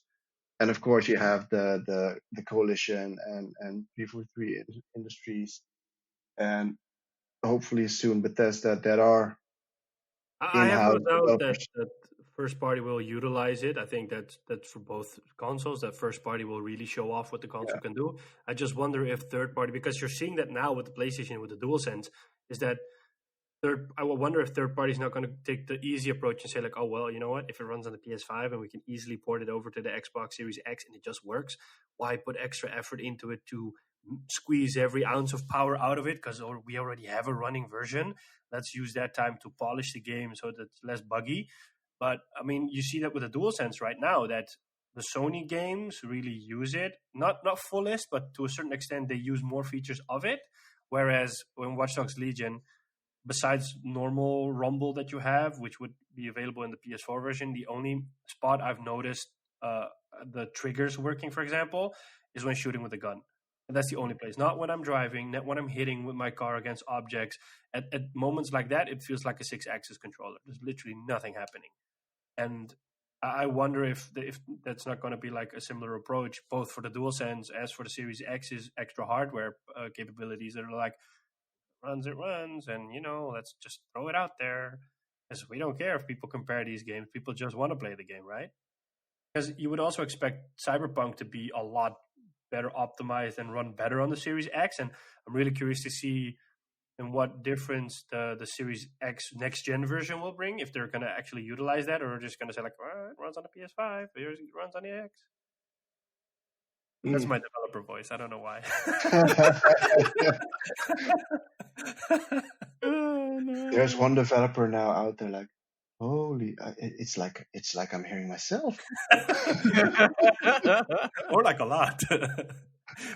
No, but like, I mean, I think I think especially this last few years, it's been a great time to be a gamer. And I think looking ahead, it's going to be an even better time to be a gamer. And, I think that console wars and fanboyism and stuff like that is a thing of the past. It's kind of fading away because gaming is accessible to everyone, and gaming brings everyone together. That's the beauty of it. And you have people playing on mobile. I mean, I see whole followings playing Call of Duty mobile on a tablet or a smartphone, and I feel like, why would you want to do that? Why don't you play it on a console? But they enjoy it that way. They just have fun that way. So I think that because gaming has grown in this all big, inclusive to a certain extent community, fanboyism and camps and stuff like that don't matter anymore. It does make for good TV and good podcasting to kind of approach that angle. Still have that? What? Yeah. But I think that's great. I mean, yeah. Mm-hmm. And I'm really looking forward to see Microsoft show up then, because I think they can come up with some really great games. I've said it before, when the Xbox Series consoles is a ridiculous value, especially the Series X, if you think in terms of combining it with Game Pass. Because especially now, with them adding the whole Bethesda and ZeniMax library to their pantheon of games, they have so much to offer right now that essentially will either be exclusive or will be first on Xbox. So looking into that to the future, I think Microsoft is going to be fine. I think the Xbox as a brand is going to be fine. They've committed as of this point into bringing out consoles in the future. What that's going to look like, who knows? But I can see people enjoying what they can play on it in the years to come. I don't know if 2021 is going to be that for Xbox. I don't even know if that's going to be that for the PlayStation 5 at this point. Nobody knows. Heck, we don't even know what it's going to look like for Nintendo. They're going to do Well, hopefully Nintendo will release a new something. system. Yeah, they have to. I think something. next year is going to be Nintendo's year, and Microsoft and Sony are going to play you can buy a new console, or you can just buy games on your existing next-gen console. I think, well, at least for Microsoft, I think their long play is just Game Pass. Yeah. It's going to be Game Pass, especially since it's coming to PC now as well. Or not PC, it's already on PC. I mean, now that xCloud has been announced for PC, which, yes. Has it been and iOS. Yeah. It was announced that the PC, they're working on the PC version and the iOS version are in the works. I think something like an iOS version will give xCloud a huge boost, because it's one of the biggest ecosystems out there. I don't know what the numbers are for Android right now, but I think these are articles that I've seen in the past that people on iOS tend to spend more money on the App Store than on an Android. I don't know why, but but realize that xCloud is not like a store or anything. It's just a place where they can play games. Yeah, but like the subscription, there'll probably be like a paid subscription behind it. Well, xCloud is a part of xCloud is a part of Game Pass Ultimate. So, so if you want xCloud on your PC or on iOS or on Android, you have to get Game Pass Ultimate. Otherwise, you won't be able to experience xCloud. It's going to be that's perfect because that's why I'm saying that for the long term, your Xbox Series console is great, because if you get Ultimate, you can play it on a mobile device. You can play it on your PC. If you don't have a PC that's powerful enough, you can play it through xCloud, or you can play it on one of your Series consoles. That's ridiculous. That is actually really brilliant. Plus, they also offer cross saves for the games that offer it. You're done. That is almost checkmate. The only question is Xbox/Microsoft going to stick the landing? You need the games. The games will. Well, not yet. Sticking the landing. Yeah. Yeah. They will. The I mean, games, they will. of course. But I think what Max touched upon is like you can get a preview. Who touched on what now? Oh, where I think it's on Xbox Insider, Max, right? I've seen him on Twitter or something. Sorry, no where recollection Maxemillian of was mentioning about the Game Pass. If you do have the service and you do have an Android, or if you have it on your smart TV, that's maybe a preview of what you can get on a Series S or Series X, and that might give the people incentive to buy that console because they want to have the full experience of a set game, and just if they stick the landing with enough games, there are enough games, but the exclusive parts, because they have. Yeah, that's really the I'm genuinely scared that because they're not done buying studios, and I'm genuinely scared in a good way for Xbox players that they've set their sights on Japan right now because they don't own any Japan-based studios, and I'm afraid that they're gonna swoop in and either buy something like a From Software, or that they're gonna buy a Square Enix, and that they're gonna say like, okay, but now we have all our bases covered. You want JRPGs, we got you. You want first-person shooters, we got you. You want racing, we got you. Because if you look at Sony's stable, for example, they have a lot of single-player experiences, which are great. And I think that the focus for them this generation is multiplayer gaming. But I'm afraid Microsoft's going to swoop in and just make some acquisitions simply because they have the money for it. And then it's an even better place for Xbox gamers. And they already did explore that side, because with Minecraft, Maxemillian already mentioned that in a previous podcast, is really huge in Japan. Yeah. Which is, I did not know. I didn't know that. It's ridiculous. Humongous over there. And yeah, Microsoft already has Mojang, and with that in mind, you instantly have a player base of millions of players on PC, but also potentially on your Series X. Imagine Final Fantasy going exclusive for Xbox. I mean, wow. My heart would break. That's worse than what Square did back in the 90s to Nintendo fans, man. That's even worse than that. That at least had some. That at least had the option of them returning someday, which they did. But this, if they, oh no. I would be so happy. I would be so sad. Why would you be so happy? Because you also have a PlayStation you could play it on, so you have both worlds. Yeah, you just want you prefer the Xbox. Is that it? Yep.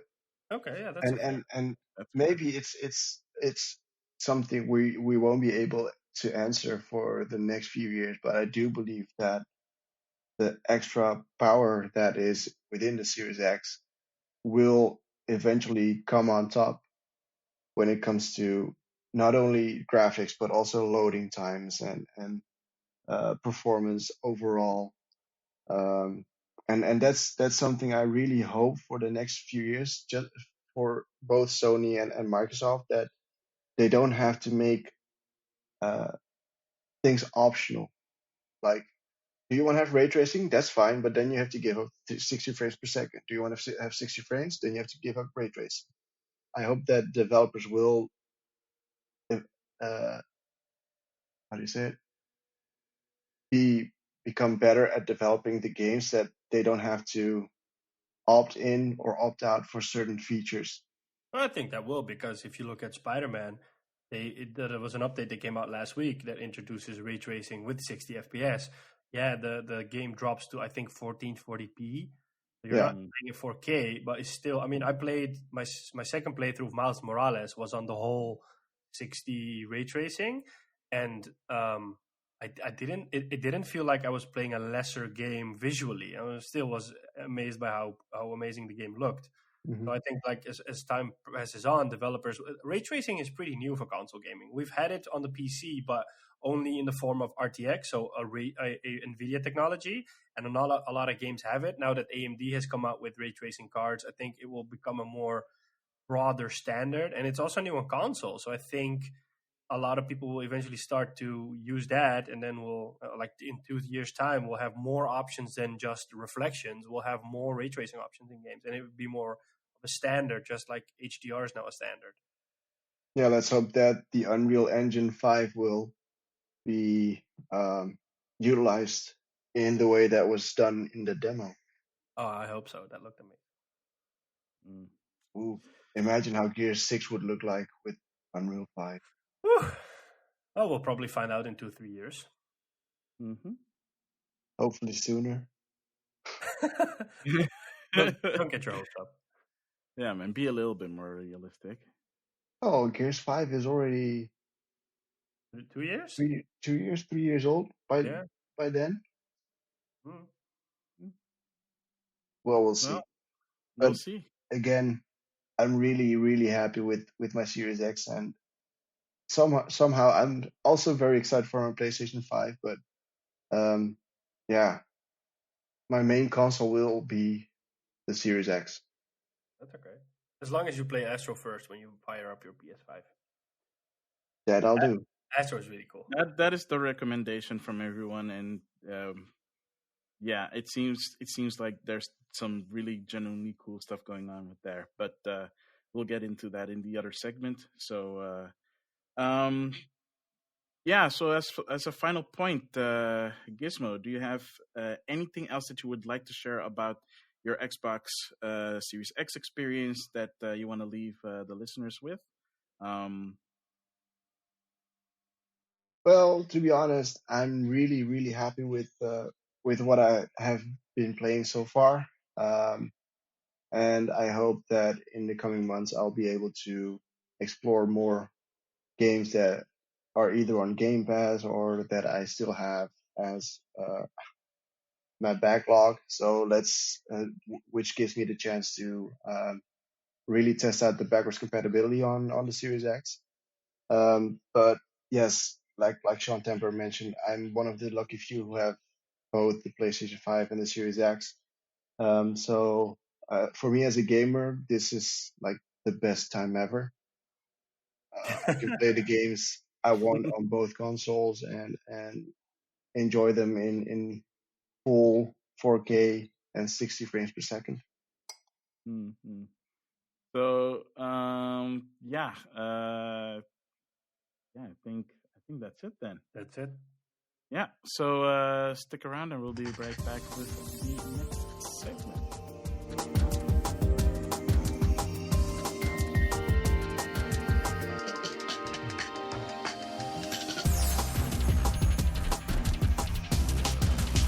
And we're back with, of course, what we've been playing. Sean Templar, what have you been playing? I've actually had a really productive week this week around gaming and finishing games. I had some time off, so I finished Miles Morales, and then I jumped back in to get the Platinum Trophy, so I got it the day after. Mm-hmm. I'm a really fan of the Spider-Man games in general. Miles Morales is really nice. It adds something to the Spider-Man universe on the PlayStation. The combat is really satisfying, kind of that Arkham Knight kind of combat. Swinging through the city is just really nice. It's so much fun. That sense of speed and the acrobatics is just really nice. The funny thing is that, and I mentioned this in the last episode, is that there's so much collectible stuff in the game that it almost felt like they focused so much on that to kind of make sure that people spend some time in the game instead of the main missions itself. Because when I did my Platinum run, you just have to do the game on New Game Plus. You have to unlock some extra skills and suits. And because I had done all the collectibles before, I could just skip them all. And then I could literally finish it within a day, or maybe even less. Whereas when I did the initial playthrough with all the collectibles, it took me a couple of days to get through it. So that's the only critique I have for the game, that they put in so much collectible stuff and not a lot of main missions. Maybe it's also because I know what to do in the missions that I got through it fairly easy. I got the platinum for that, so that's really nice. I got the regular edition, so for €20 I can upgrade to the Ultimate Edition that will get me Spider-Man Remastered. I'm thinking about getting that one because I only played Spider-Man Remastered when it came out in 2018. Been wanting to play it for a while, and when I saw that the remastered version was coming to PS5, I'm like, I might as well play that. So probably in the next few weeks, I'll be jumping into that. I finished Astro's Playroom. Also got the Platinum Trophy for that. Astro is really fun. I mean, it's just so funny. The character's really cute in a way. They make really fun sounds when they jump around, or the other Astros cheer you on. It's just really like a happy vibes game. There was a speedrun trophy in there. You don't have to get it to get the platinum, but I wanted it so I can at least see I have 100% complete, which means you have to finish 8 missions combined in under 7 minutes.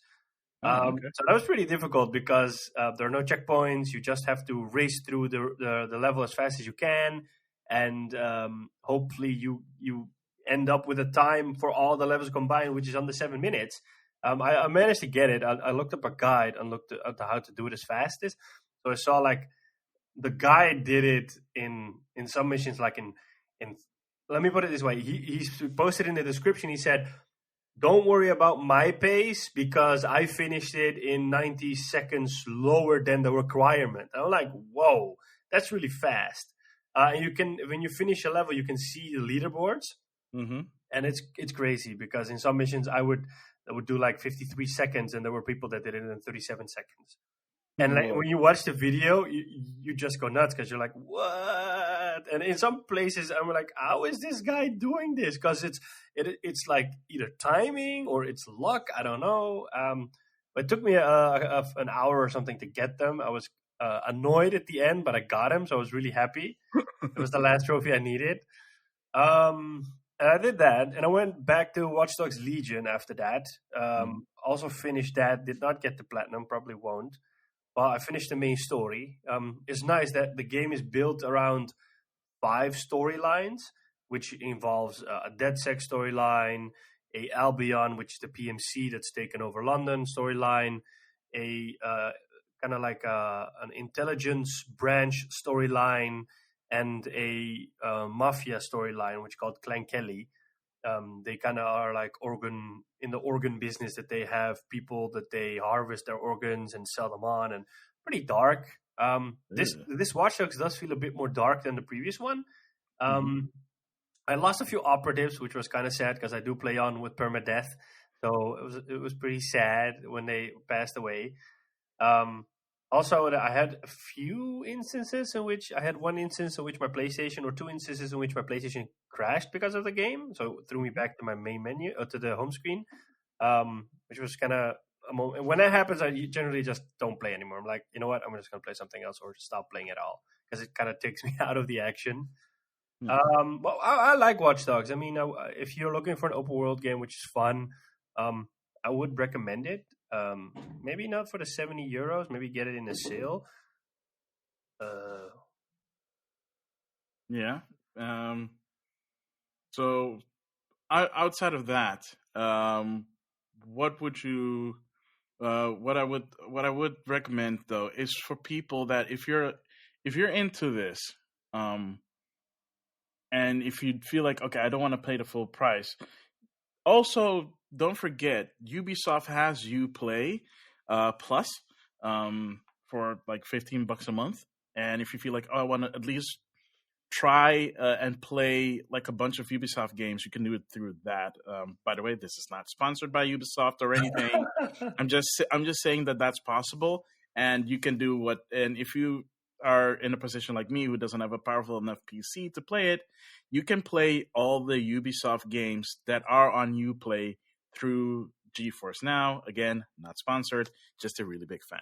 Yeah, they come out the day of the release, so you can pick it up and play it if you don't want to buy it. I mean, is 10 euros something? 15, 10 euros? 50.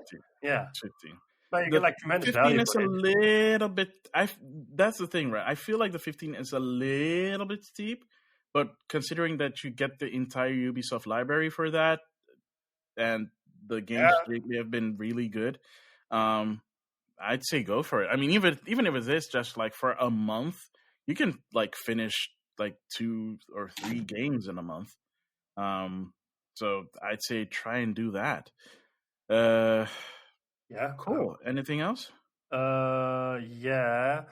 I played a little bit more of Cyberpunk, but I mean, like everybody online is hating on Cyberpunk. I mean, I get it. I mean, there's some controversy surrounding the game. Just yesterday, the news broke that Sony has pulled the game from the PlayStation Store.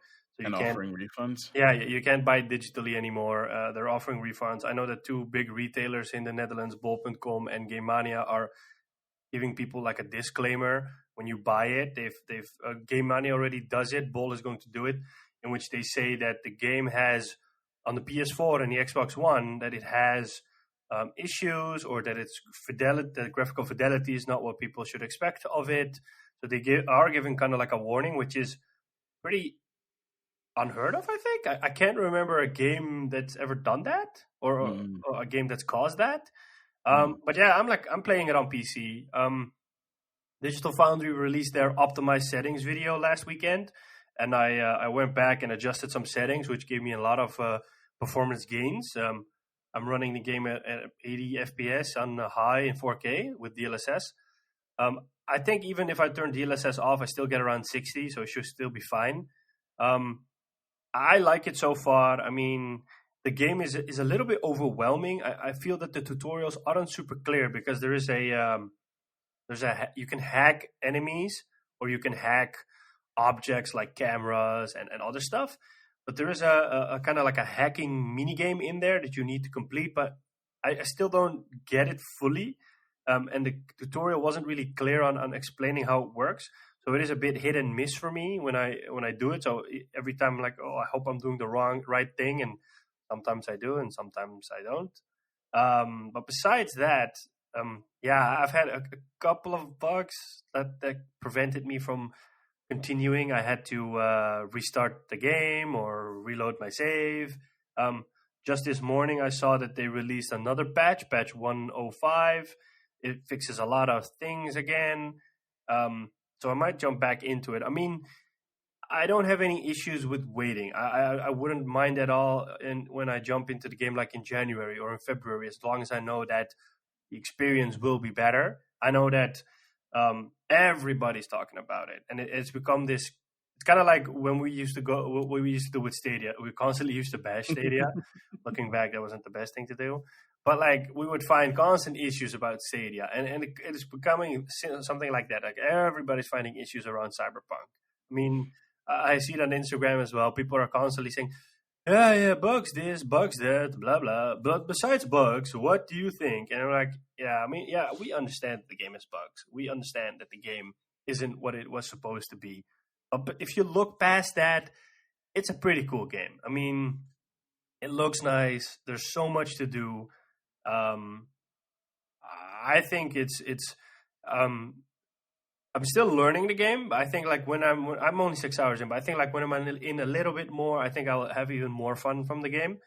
But yeah, I mean, did you hear, by the way, that even the developers themselves were like, yeah, this wasn't our idea to release the game in this state, because they knew that the game was not ready, especially the current gen versions were just not ready, but upper management were the ones that kept pushing and shoving and setting unrealistic dates. And even back when it was supposed to release earlier this year, at the beginning of this year, they were like, yeah, no, the games are not ready. They're just not. The fact that they keep pushing it back like incrementally was unrealistic to begin with. I don't understand why they didn't do a PC only release now and then do like a console release a couple of months down and say because like upper management didn't allow it, because upper management just wanted the game out.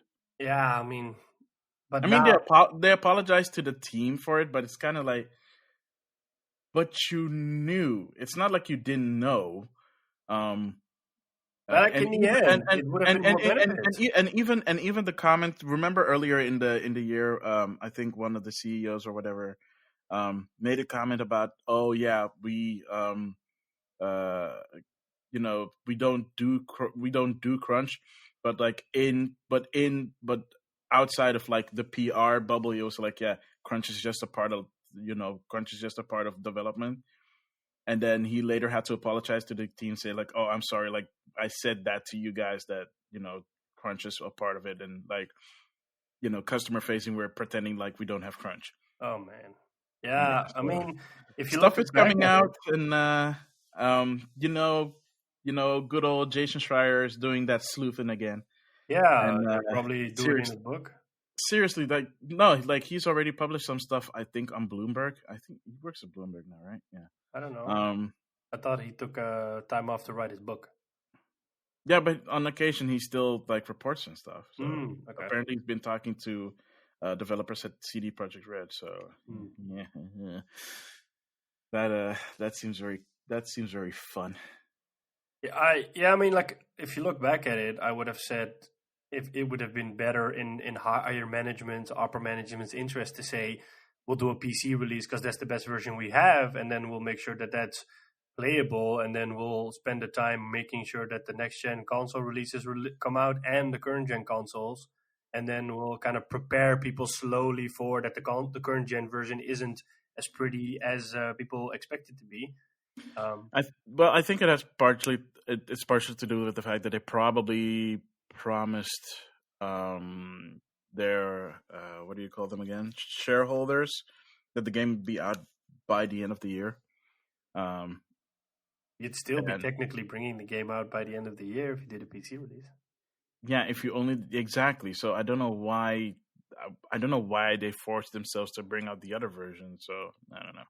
In the end, this will backfire because I'm afraid that it will also impact. Oh, it already is. Like it already has like their stocks values has dropped significantly. So it's like, yeah, what's the point now? And now you've pissed off Sony and Microsoft because the whole refund thing, they didn't communicate with Sony or Microsoft. They didn't like tee off on anything. They just said, get your refunds from them. It's like, yeah, but our policies kind of don't allow for this. Yeah. But now they have to force their hand. So yeah, I'm sure that CDPR has to like give Sony like their money back or something or whatever for all the games they have to refund, or at least their share. Yeah, I'm also afraid that this will impact other things because they said that they were going to do a Witcher 3 next gen release, and if you have the original version on PS4, you'll get a free upgrade. Well, I have it. But I never finished The Witcher 3 at the time, and I'm really excited to jump back in, but I really want that next-gen version. But now I'm afraid that... Yeah, because they said it's going to come out next year, but now I'm afraid that because of the whole hassle with Cyberpunk, that they'll push that version because they have to allocate resources to Cyberpunk, or, maybe that will come out in a bug. This almost feels like that they had this legendary status because they did some good games in the past. And they hyped this game so much. And now it's kind of like their fall from grace, kind of like what happened with BioWare, that they were this legendary RPG developer.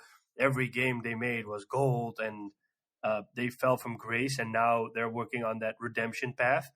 I think CD Projekt Red will pull out in the end, and fans will still be happy. It's just that this is like a bad taste in your mouth that will not go away for any time soon. I hope so. At the very least, for the development staff, I really hope so. I hope the guys get some time off. I hope that the idea is let's give our team some time off so that they can recharge. They are continuing to bring out updates. You really think they're getting time off? Yeah, but it does.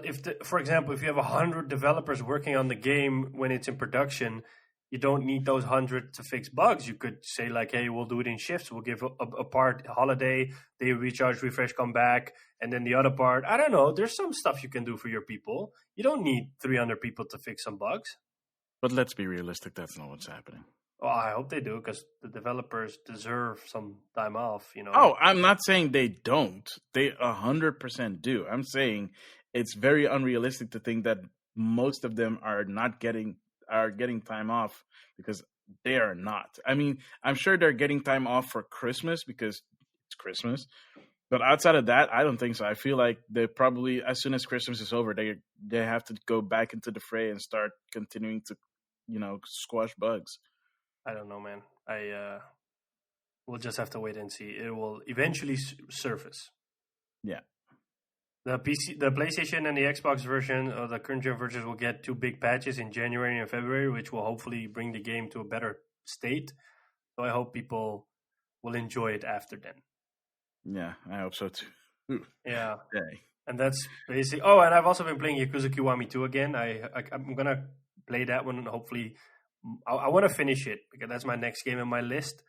So I'm gonna probably start playing that more and more later today. And a side game I played because I just wanted to see it is Destiny 2 got a next gen upgrade, and it's running in 4K 60 FPS now, which is really nice. I played the original Destiny for a while. I played Destiny 2 when it came out, and after a month or so, I stopped because there wasn't a lot of endgame content. But I have a friend which is like the most dedicated Destiny player I know. He's put in like 2,300 hours into it. Talk about dedication.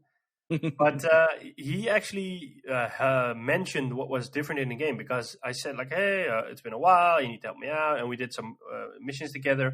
But it's really cool to see that they merged Destiny 1 and 2 into one game, because I was expecting to just start Destiny 2 and play from where I left. And in a way it does that because you can continue with your character, but because I only have the base game and I never bought the expansions, my level is too low, so I can't play any of the new quests, because if I do, they just instantly kill me because I'm a one hit. So I created a new character, but I was expecting to start the whole Destiny 2 storyline all over again, but it started the whole Destiny 1 storyline all over again. I was like, hey, what's happening here? And a friend of mine said like, hey, they merged it and they've changed some content, which is really cool, because in Destiny 1, you start in a Cosmodrome, and then you fight your way through it, and then you get a ship, and you fly off to the last city, and then you do stuff there. But here, actually, you meet another Guardian now, and he has some missions you need to do around the Cosmodrome, and then you need to finish it off with a boss fight, and then you get your ship and fly to the last city. It was like a completely new game I was playing, which I didn't expect. And apparently they've done a lot of things to make the game better that way. So it felt like a completely new experience, because I thought like, oh my God, Destiny 1, I played this game years ago. I don't want to do it again. But they surprised me in a completely different way. So that's really nice. And it looks gorgeous in 4K 60. It is just, I didn't expect it. I mean, Destiny looked nice, but this is just like I'm playing a whole new game. All right, awesome. Yeah, I might have to check it out. I mean, it's playable on GeForce Now as well as Stadia. So yeah, and if you have Game Pass, it's there with all the expansions as well. I wouldn't recommend the Stadia version, by the way, because I played the Stadia version earlier this year, and it doesn't look as nice as, for example, the version I played on my PlayStation. Yeah. But maybe they fixed that in a while. Yeah, I'm sure they did. But that's basically everything I have been playing. What have you been playing? So I've been continuing on with Hyrule Warriors. I might try and just finish the story, because every time when you finish a little bit, they add more stuff for you to do, more side quest stuff and more power-ups and stuff that you can unlock. And if you don't have, like, whenever there's like an ability upgrade, you have to use items that you get during gameplay. But if you don't have them, you have to grind for it. And that's kind of what I've been doing lately. It's also one of the reasons why I have like 100 hours already in the game. And I'm still on chapter 7. Nice. So I think I'm just going to do like some side missions. If I can't get all the upgrade stuff, that's fine. And once I've done the side mission, I'll just move on to the next part of the chapter and try and finish the game in the next couple of days. Hopefully by the time that you're listening to this, I have finished the game and may try to get every other thing after the fact. I'm not a completionist, but I kind of want to complete this game because it's just that much fun. Yeah, Chapter 7 has, like, by the time you get to Chapter 7, you've already had some really, like, I think I talked about this before, but you get some really, like, revelatory stuff that makes you go, what in the world? What?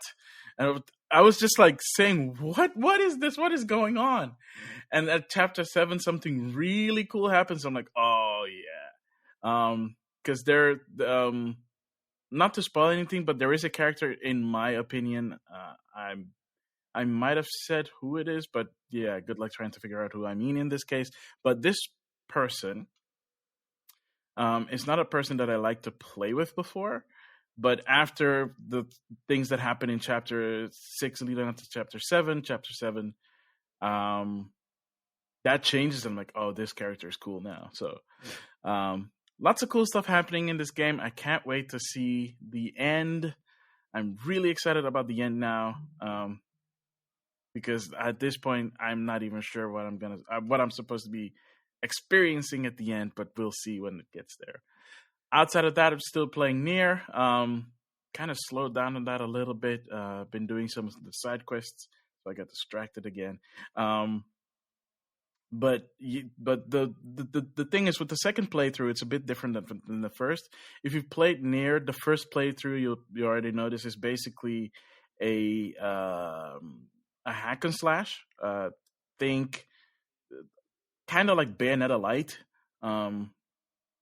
You can do combos, but it's not required. The second playthrough plays a little bit more different. You can still attack, but that's not your main form of attacking now. Your main form of attacking now is hacking.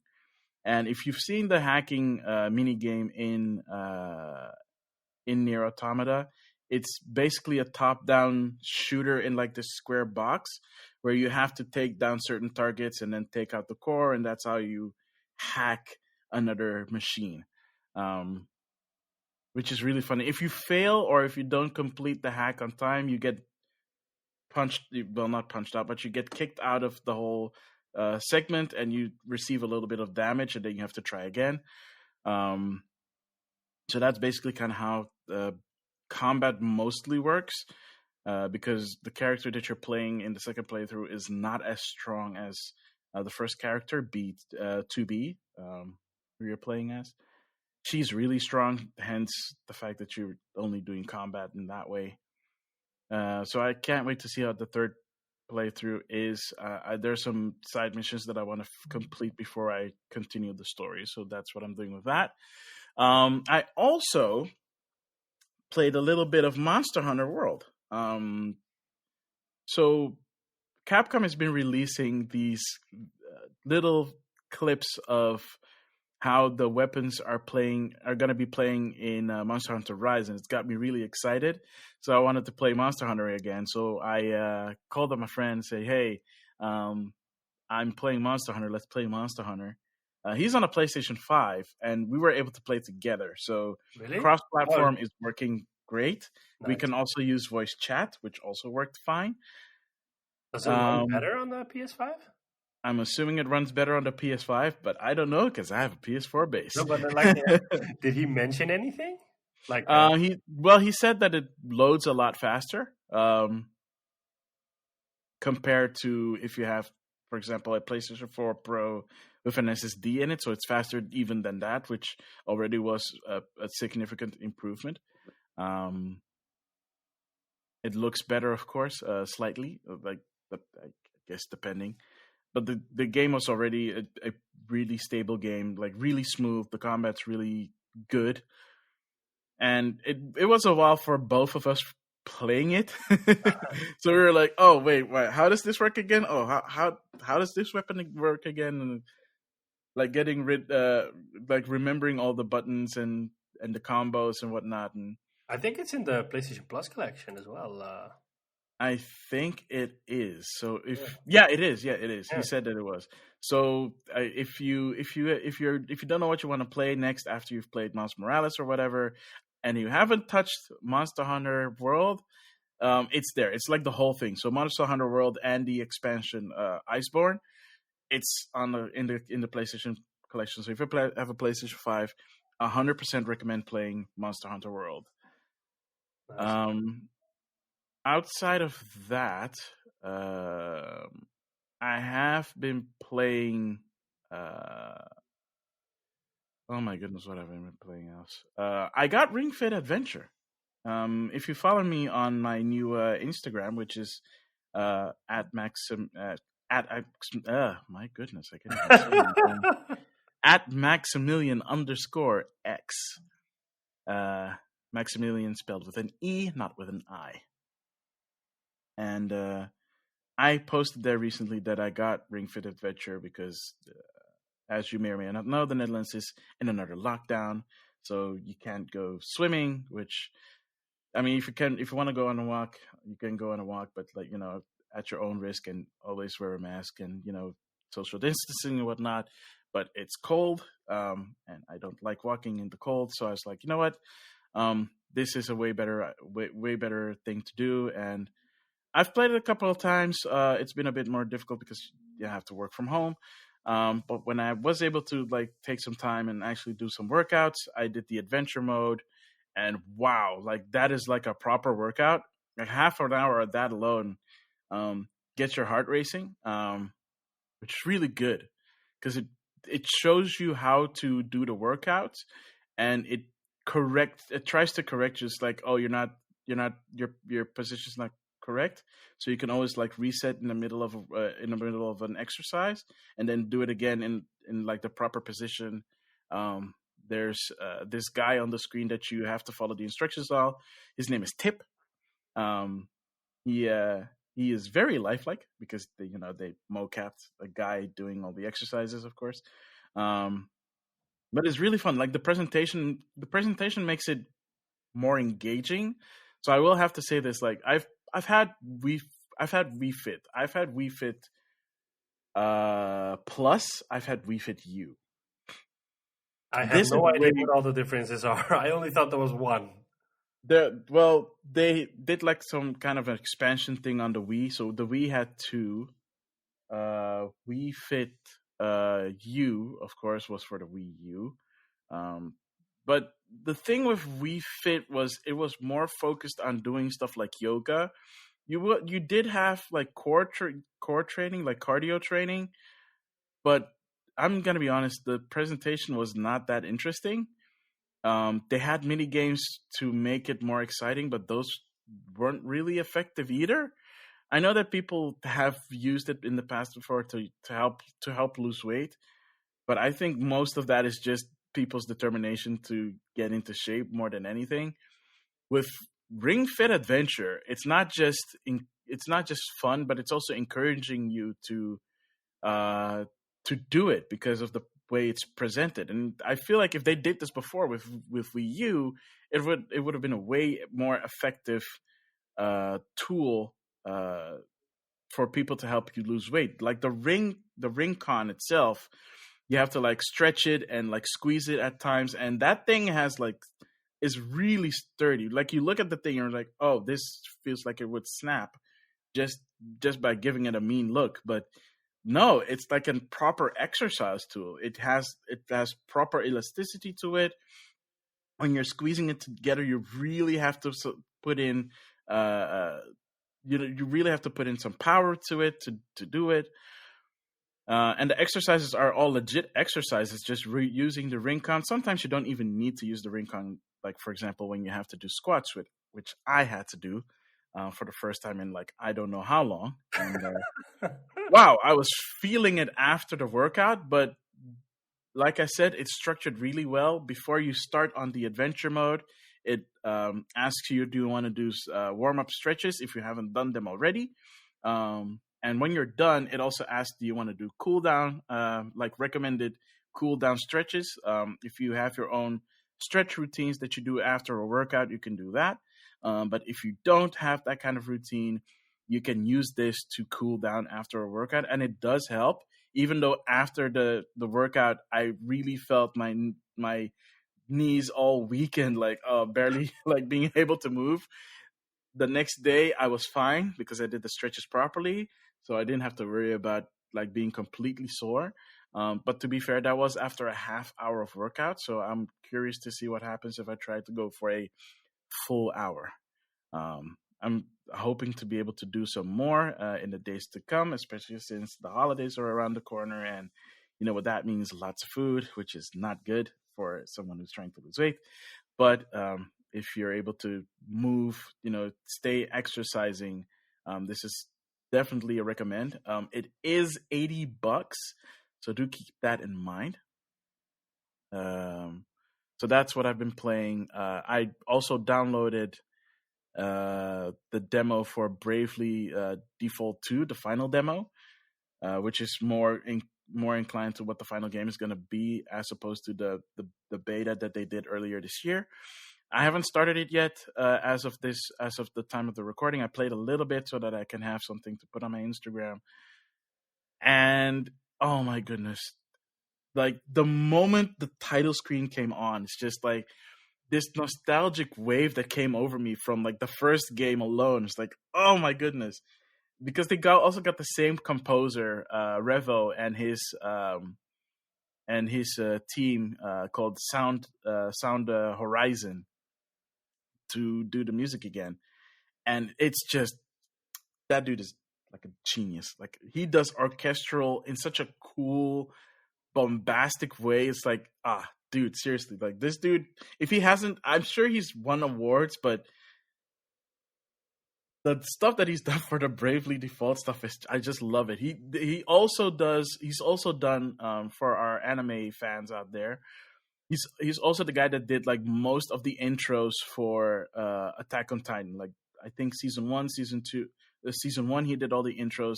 Season 2 he did all the he did the intro that was like one intro. Season 3 he only did the part 2 intro, and he did the outro for season 3 part 1. He didn't unfortunately do it for season 4. Hopefully the second, like if there's like a second intro for season 4, I hope that he does it, because whenever he does something, it gets your blood pumping, you like pumping your fist like yeah. But at the same time, for Bravely Default, he has way more subtler touches there, and then you're like, oh man, like I'm feeling it right here, right here, and it gets you the feels, man. So I'm really looking forward to playing the demo. Unfortunately, the demo is only 5 hours long, but it is most, if not all, of chapter 1.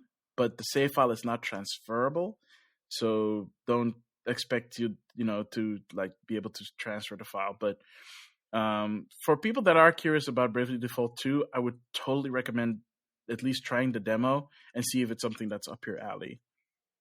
Lastly, I did some more playing on Google GeForce Now.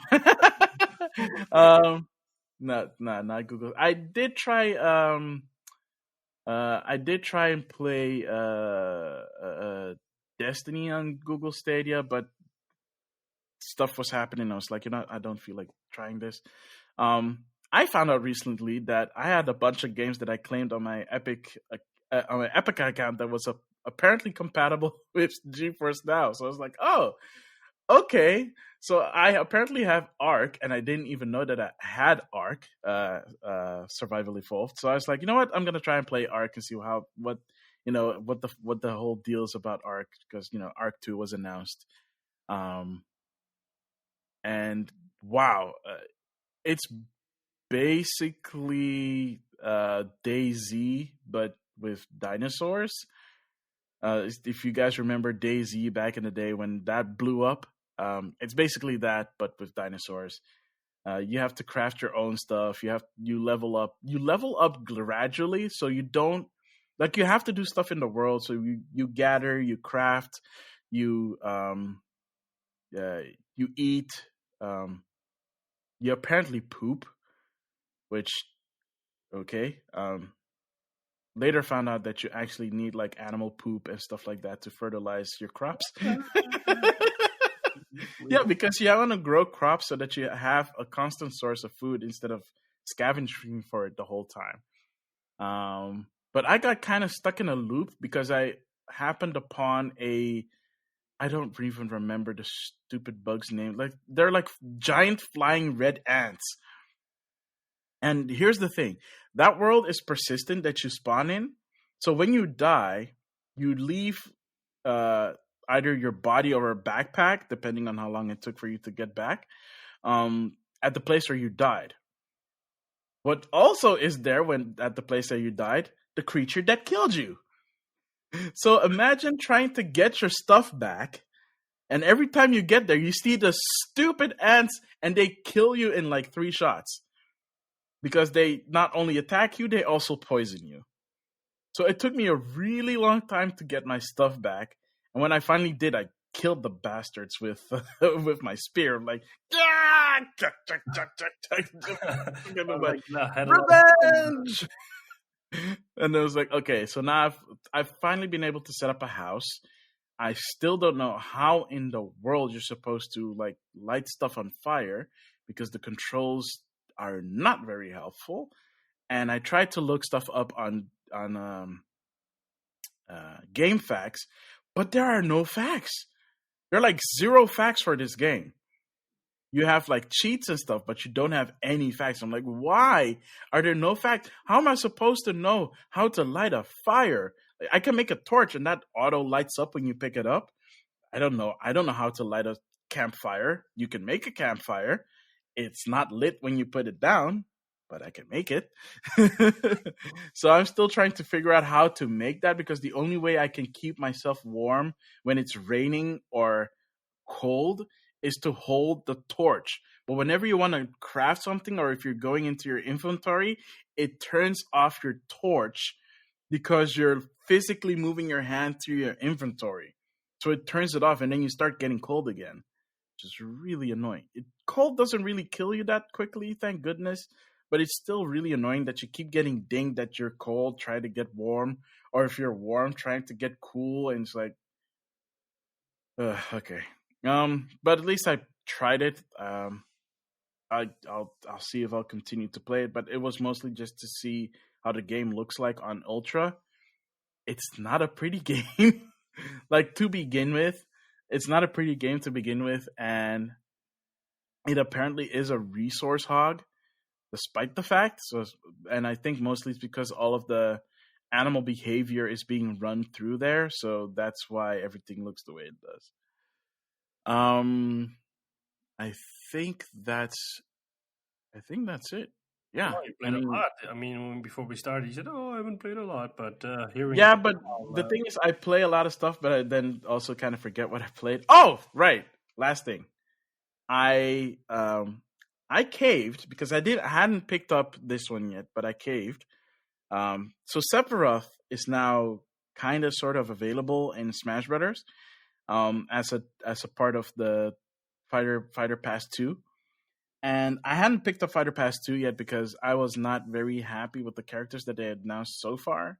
I'm not a fan of Steve. Min Min is okay, but Min Min is not a reason to get the Fighter Pass. And then they announced Sephiroth, and I was like, fudge. And then I was kind of disappointed, and then I saw his moveset, and was okay, that's actually kind of cool. And then they said, well, the release date is the 22nd. I was like, okay, that's awesome. And then they announced, well, we're adding this Sephiroth challenge to anyone that bought the DLC or the Fighter Pass, and you can try and you can unlock him now if you beat that challenge. So I got the Fighter's Pass and I beat him in the challenge, which was it's a real challenge. You can play it on easy, normal, and hard. It doesn't matter which difficulty you beat him in. If you beat him once, he unlocks for you, and you can play with him. You can play the classic mode. You can play with him in World of Light. You can't do his spirit board, which is like individual challenges. That unlocks on the 22nd or the 23rd, depending on in which time zone you're in. And his moveset is really cool. It's fun to play as Sephiroth.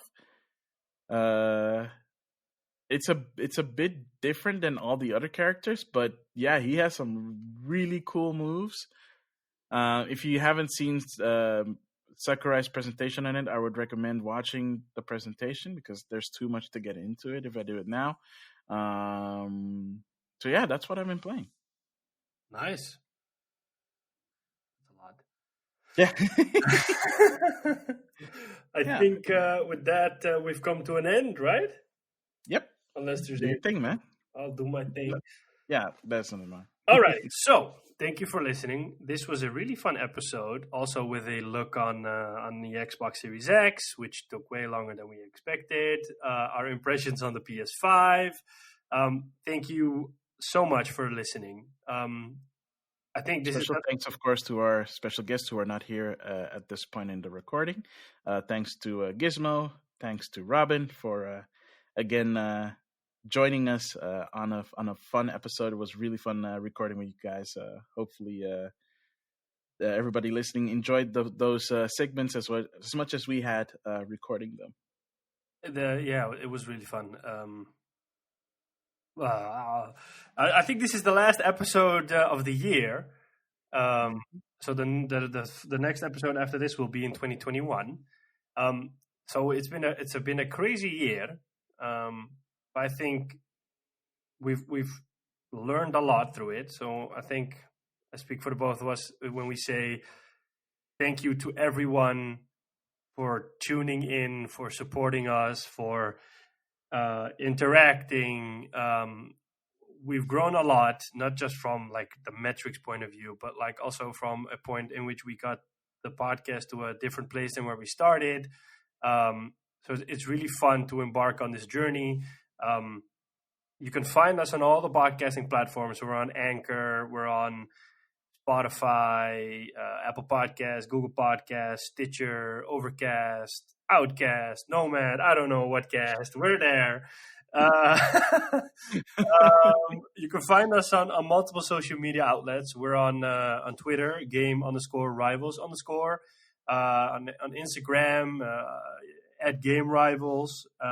Maxemillian has its own super cool Instagram, at Maxemillian_X.